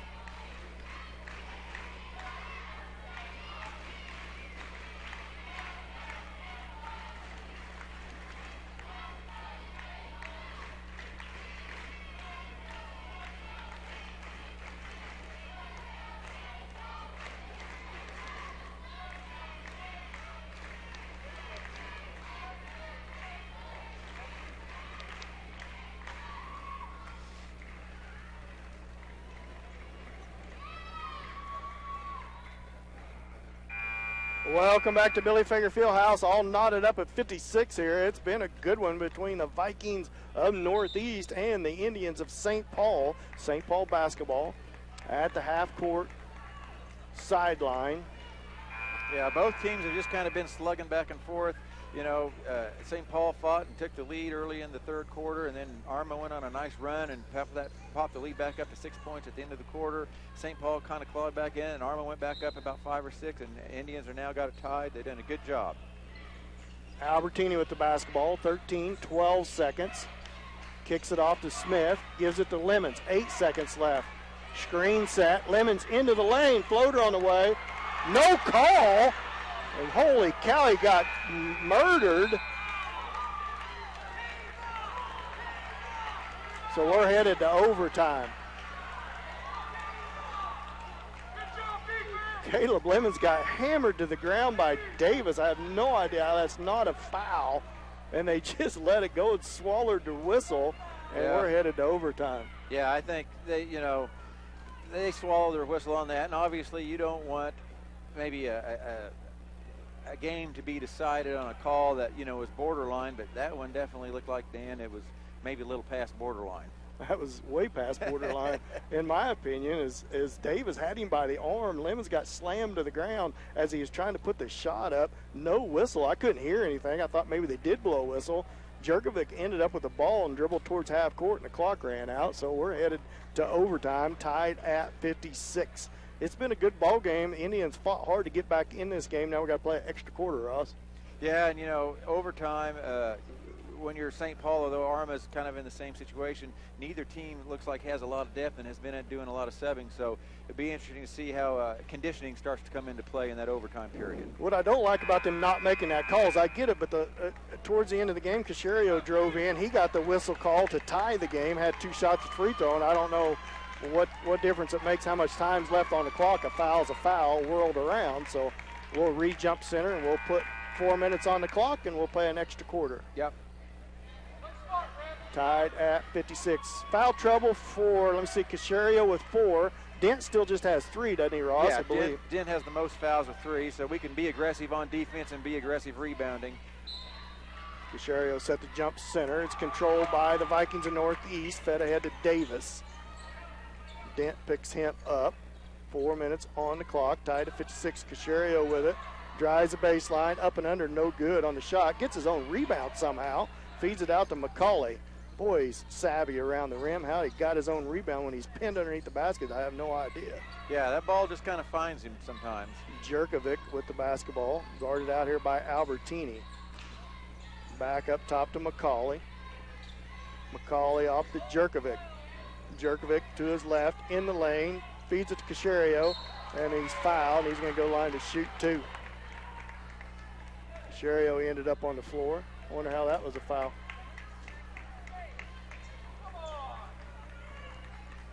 3:22 left to go in overtime, tied at 56. Cashario at the line to shoot 2. I don't blame Coach Watcher for being upset, to be real honest with you. Yeah, Cashario misses the first. yeah, that didn't look nearly as bad as the no call at the end of regulation, Dan. Cashario settles at the line, still tied at 56. 3:22 left to go in the game.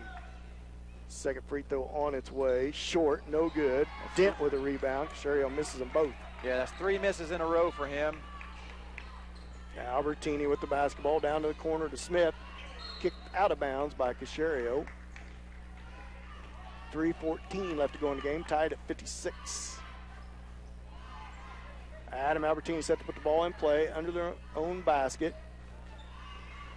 A lot of movement, fed into Lemons. Lemons drives baseline, gets whistled for a travel. Yeah, he probably did shuffle his feet a little bit as he caught that, Dan. Full court pressure applied by the Indians. 18 fouls on the Indians, 8 on Northeast. Cashario set to put the ball in play. Tries a baseball feed and somehow it ends up in the hands of McCauley and then fed over the head of Davis and out of bounds. Turnover goes right back to the Indians of St. Paul. Yeah, Indians have had some success with that press in the fourth quarter. Putting the pressure on Northeast has caused some turnovers at times when we really need them. Albertini feeds it back to Lemons, backs to Albertini. Arma's kind of changed their defense, Dan. They've now gone to a straight man-to-man. They're out of that 1-3-1 trap. I'd like to zone. see Chandler go right at Cashario. He's playing with 4 fouls. He can't be real aggressive. Bradshaw all the way to the rim. Layup. Oh, no good. He misses it. Short. Davis with the rebound. Now out to McCauley. Wow, he had a wide open layup and just left it hanging on the rim. Feed over the top to Cashario. I Back think he up was to surprised he was that wide open, Dan. Jerkovic. He was almost too close to the rim. Davis. Lob over the top to Cashario. Backside help. Short. And it's going to be a jump ball. Possession error to the Indians. Cashario does a lot of complaining on the court. Just want to point that out, Ross. Yeah. Lemons with the basketball. Yeah, I was thinking maybe they'd give him his 5th foul on that, but he probably was a jump ball, but he was still going aggressive after the ball. Halfway through this overtime, and nobody scored yet. 56-56. Hayden Smith with the basketball. Back to Albertini. Up to Bradshaw. Swatted away. Albertini ends up with it. Albertini up top to Lemons. Lemons holds the basketball against McCauley, off to Albertini. 1:54 left to go in overtime. And I'd like to see him set that cross screen for Easton coming across. Dent with the basketball against Davis. Lemons with it. Out top to Chandler Bradshaw. 1:38 left to go in overtime. Dent with it. I'd like to see Dent with the move on Davis. Albertini all the way in the rim. Floater. In and out. No good. Gets his own rebound. Put back. Good. He scored. He's fouled. Yeah, he missed the short floater, Dan, but everybody just kind of stood there, and the ball bounced right back to him. We kind of got a lucky bounce on that when he went up, and I didn't see a lot of contact there, but there was enough for the ref to make the call. Foul on Dugan. Albertini makes his free throw. 3-point lead for the Indians. 1:27 left to go in the game. Feed ahead to Davis. Boy, he about lost it out of bounds. He feeds it to McCauley. Now Dent with the steal. Feeds it back to Lemons. 1:20 left to go in overtime. Indians need to be patient. Lemons with the basketball. Now the Vikings tighten up. Cashario all over Bradshaw. They're going to have to. 1:08 left to go. Now out to Lemons. Lemons to his left. Feeds it to Bradshaw. Bradshaw towards the rim and gets belted out of bounds. Is that Cashario's 5th? That might be his 5th, Dan. He came from behind. I'm not sure why he came from behind. Bradshaw was going to be in a little bit of trouble because there was Vikings back, and Cashario fouls out of the game with 58.7 seconds left to go. Big free throws for the senior, Chandler Bradshaw. Bradshaw, 58.7 left to go. Bradshaw going to go to the line to shoot 2. Had a tremendous first half, scored 15. He's been a little more quiet in the second half. Part of that's just because he hasn't had to score every point like he did the first half. Ross Atchison into the game for Cashario. Yeah, give Cashario a hand, some applause, Dan. Good He ball played player. hard. A good ball player, yeah. Real good ball player. 10 team fouls on Northeast now, 8 on the Indians, 5th on Cashario. Got a timeout on the court here. Let's see what it is. It is a full timeout. We'll go ahead and take a 30-second timeout. Little St. Paul basketball on Hot 105.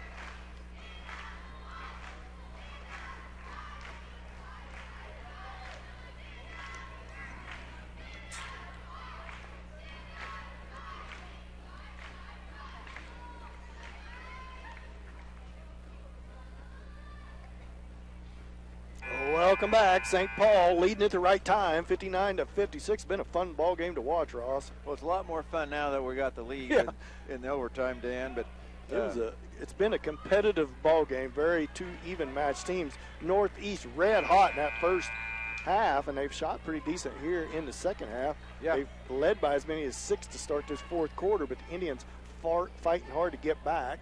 Bradshaw at the line to shoot 2. Indians up by 3 with 58.7 seconds left to go in the game. His first free throw on the way, in and out, no good.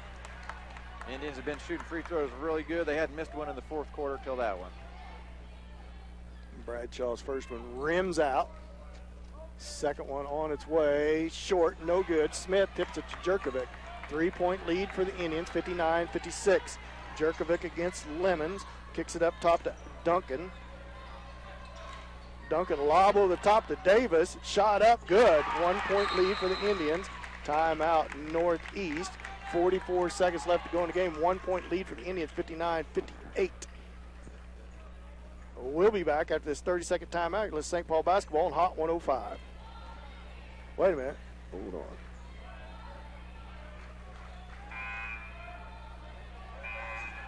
How's that not a technical? Yeah, they didn't have any timeouts.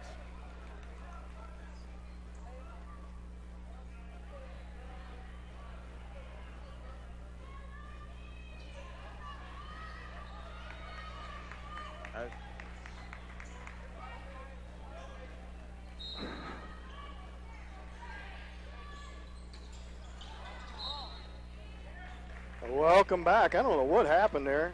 They stopped play as if the Arma coach called a timeout, and then everybody went to their bench and they started waving everybody back on the court like he didn't call a timeout, but sure give him a lot of time to set up his full court press. Yeah, I don't know if he has any timeouts left, Dan. You know, we should talked have been a little bit technical about, if he didn't have a timeout and he called one, but Lemons at the line to shoot 2.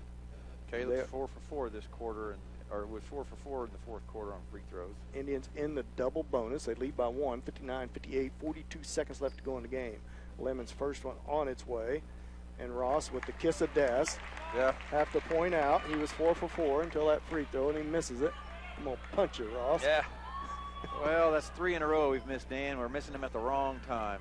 42 seconds left to go in the game. Lemons at the line to shoot his second. It's on its way. Off the iron, no good. Rebound. Ball's loose. Albertini. Timeout. Wartrick. St. Paul basketball. They lead by 1. 37.8 seconds left to go in the game. Lemons misses both free throws, but somehow it gets tipped out. Albertini on the floor gets the ball, and Coach Wartrick gets the timeout. Yeah, and there was a scrum for it, and to be honest, both teams had hands on the ball. I thought maybe they'd go with the jump ball with the possession arrow going to Arma, but they waited a little bit long to call the jump ball. We were able to grab it out of there and get it to a teammate and then Wytrick with the timeout. Really don't. They said now they're saying each team has one timeout, so I don't know if Northeast did not call a timeout. Apparently they didn't earlier. 59-58, 1-point lead for the Indians here. Coach Wartrick timeout.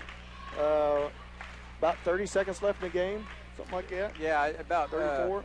I think that's about right, Dan.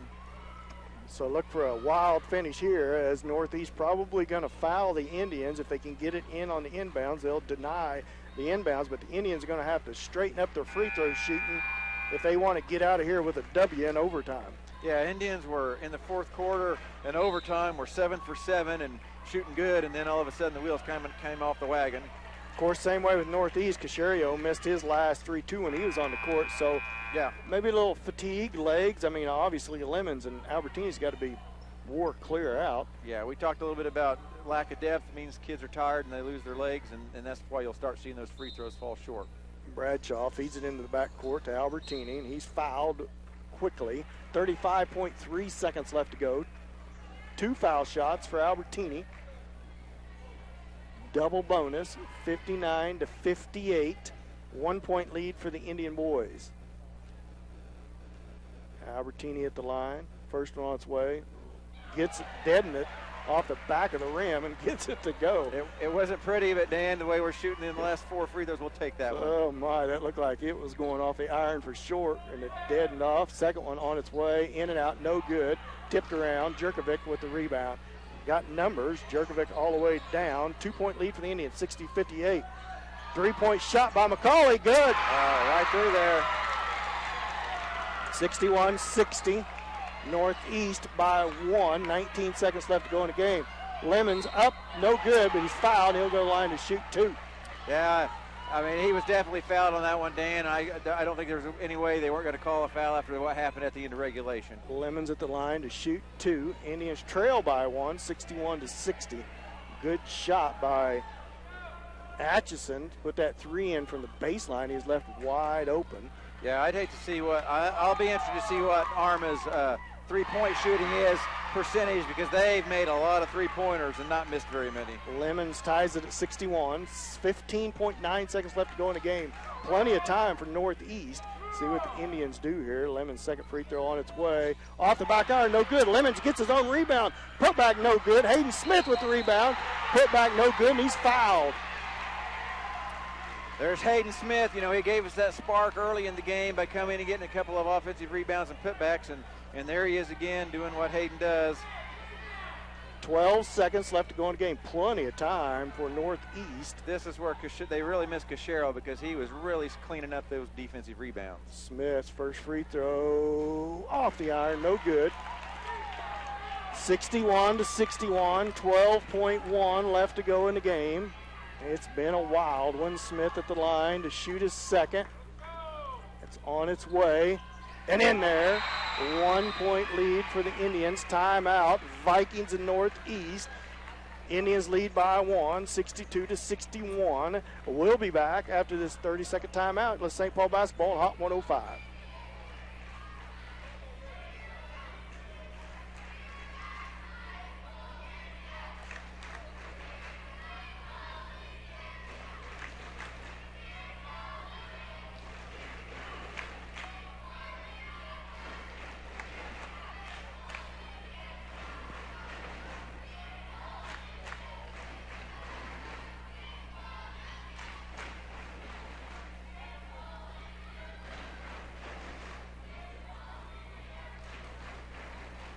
(62-61). Indians up by 1. 12 seconds left to go in the game. What do you do if you're Coach Watrick here, Ross? Do you press? I don't know. I mean, the press is kind of feast or famine. We've done a good job of creating turnovers off the press, but when they've broke it, they've had some wide open shots, including some easy ones in the lane.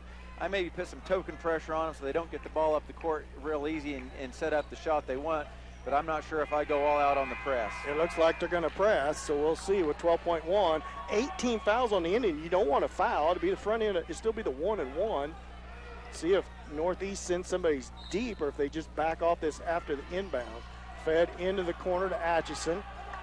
Atchison pushes the ball down all the way in. Shot up. It's a charge. And it goes back to St. Paul. 6.4 seconds left to go in the game. Atchison whistled for the charge. He went flying in there, 900 mile an hour. Timeout, Coach Watrick. That's going to be the last timeout of the game by either team. We'll go ahead and stay here with 6.4 seconds left to go in the game. I know I'm a homer, Dan, but I really felt like Easton had got there and got his feet set. And, you know, if you weren't going to make that a no call, you had to call the charge on that one. 62-61. St. Paul up by 1. Possession of the ball. 6.4 seconds left to go in the game. Chase Bradshaw checks into the game. I would guess maybe for Hayden Smith, a little bit, another guard option, a little ball handler. Yeah, and maybe a little better free throw shooter. I don't know what Chase's percentage is on the season, but St. Paul needs to come out of here with the victory, or the whole student body's going to be mad for them. or Matt Adam because the dance is going to start late. I was just going to say the sponsors have gotten their money's worth out of their commercials tonight, Dan. We've had, as long as this game's gone on, as many timeouts as we've had, they've ran a lot of ads. It's been a fun game to watch. Good crowd on hand. Yes. Full court pressure applied by Northeast. St. Paul needs to get it in. They do to Albertini. He's fouled quickly. He's going to go line to shoot two with 5.3 seconds. So a good quick foul by Northeast. Not much time. Ran off the clock. Yeah, I thought Northeast maybe would try to do a little tougher job of denying the inbounds pass and going for the steal, but they elected to let us have it inbounds and put us on the free throw line. But I guess the way we've been shooting free throws lately, that might not be a bad strategy. Albertini at the line to shoot two. First one's right through there and good. 63-61. Don't want to foul on the rebound, Bradshaw boys. Hopefully there's not a rebound. Now Adam at the line to shoot his second. Right through there and good. 3-point lead for the Indians. 5 seconds. Jerkovic with the basketball. 3, 2. Shot at the buzzer. It's a three. It's partially blocked. And the Indians are going to come out here with the victory. 64-61 in overtime. We'll be back with your final game stats after this 2-minute timeout. This is St. Paul basketball on Hot 105.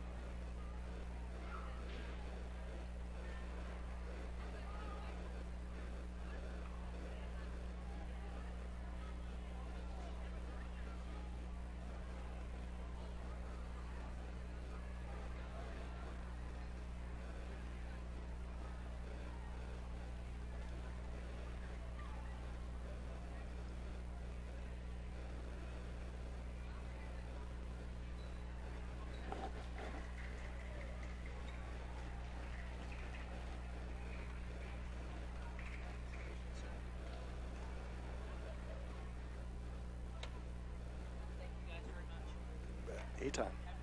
You too.